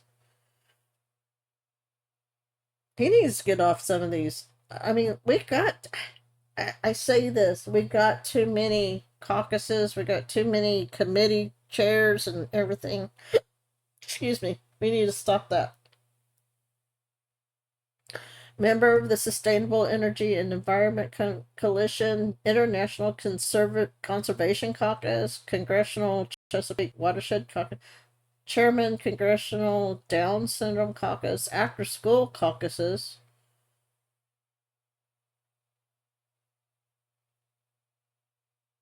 So the after-school caucuses are bipartisan caucuses in the United States Congress established to build support for after-school programs and increase resources for after-school care. So Murkowski and Tina Smith chair the Senate caucus. Why is that not a surprise that Murkowski is part of that? I wonder if that's another, that's another thing. I found out this week, the rumor has it that I may not have a job after this summer. If I have a job this summer, I don't know. Because they're getting rid of the food program, but I was told that I could come back as a staff member. And I mean, they're not going to have a free. They're doing away. The city is not going to be funding the after school program anymore, and it's going to go back to the school district. The Senate Taiwan Caucus. The bipartisan United States Senate Taiwan Caucus focuses exclusively on improving American-Taiwanese relations. Get this, it currently has 33 members but we're not in the 117th Congress anymore. Its counterpart in the House is the Congressional Taiwan Caucus. How about Rare Disease Caucus? Why do we have so many caucuses?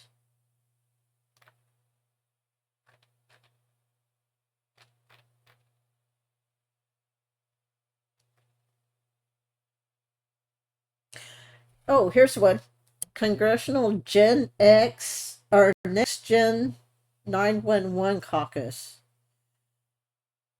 So it's a United States Congress caucus works to improve the 911 phone system and emergency response systems. Okay, so it's different than what I thought.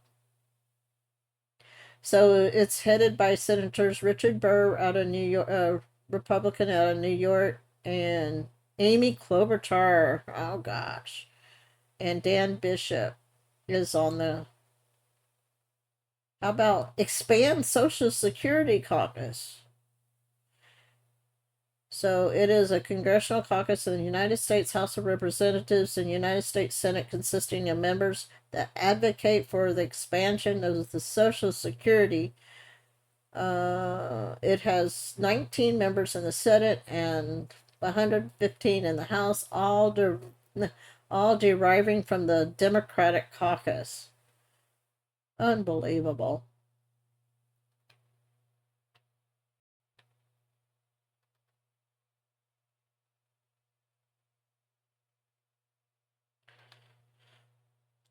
Let's see. There was something else. So he was on the Committee on Environment and Public Works. Let's see. Right now, he is Committee on Appropriations. Oh, so he's on the purse. He's on purse. Hey, the Landrys. So he holds the purse strings. No wonder he's taking our money and going to El Salvador. So, Subcommittee on Commerce, Justice, Science, and Related Agencies. He's the chair of the Financial Services and General Government. He's Subcommittee on Interior, Environment, and Related Agencies. Subcommittee on State, Foreign Operations, and Related Programs. Subcommittee on Transportation, Housing, and Urban Development, and Related Agencies. Here we go. Committee on Banking, Housing, and Urban Affairs. Subcommittee on Housing, Transportation, and Community Development. Subcommittee on Financial Institutions and Consumer Protection. Subcommittee on Securities, Insurance, and Investment. subcommittee or committee on foreign relations. So does this mean that is this how he is escaping the Logan Act? And then committee on the budget. Okay, guys, I have been at this for almost 3.5 hours. Hey, Ricky Roush, I am going to have to leave. Hate to leave y'all. And like I said,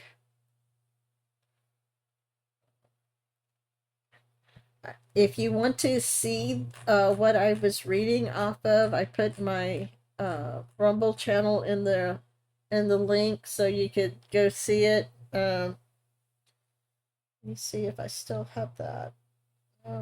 And if you want to help me out, and I do appreciate those that have been able to help me out.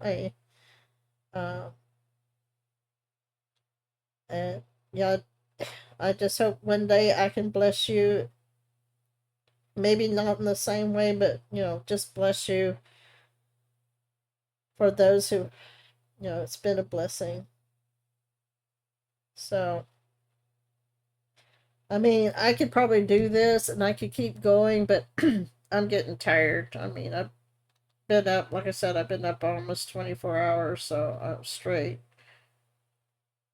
and everything. So, anyway, oh gosh. So now you know a little bit about the fool. Should I call him fool? That's not very nice to call him a fool. But this goofy man who decided that a illegal, I really wonder what his real agenda is to go to El Salvador and why is he defending this man, this this illegal, why is he defending him so vigorously? What is it that he's really after? So if Based Amy, if you're still out there, or Poe, if you're out there, if y'all want to come on in, I'm going to have to step away. I think Michael J should be coming on about an hour and a half. So everyone, until Saturday. Oh, and I'm going to try, if you can, have your elements ready for Saturday, okay? And if you're going to be with me, hopefully I have a time. We're going to think about doing communion. If you want to partake in communion, we can do that Saturday evening, since it is Holy Week and Holy Weekend, Resurrection Weekend. So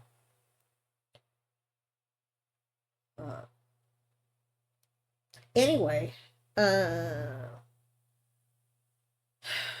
it's hard to say goodbye, but I've got to. So anyway, y'all have a good the next 2 days, and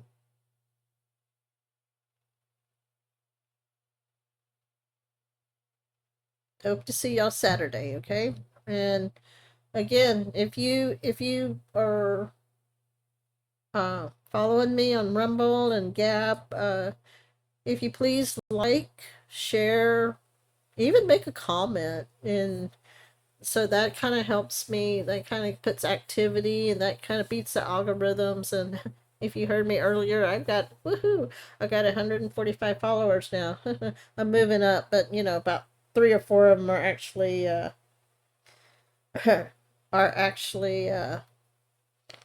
bots. Okay, but anyway, it is what it is. All right, so for y'all, have a good morning. For me, it's still the middle of the night, and I will talk to y'all soon. Good night.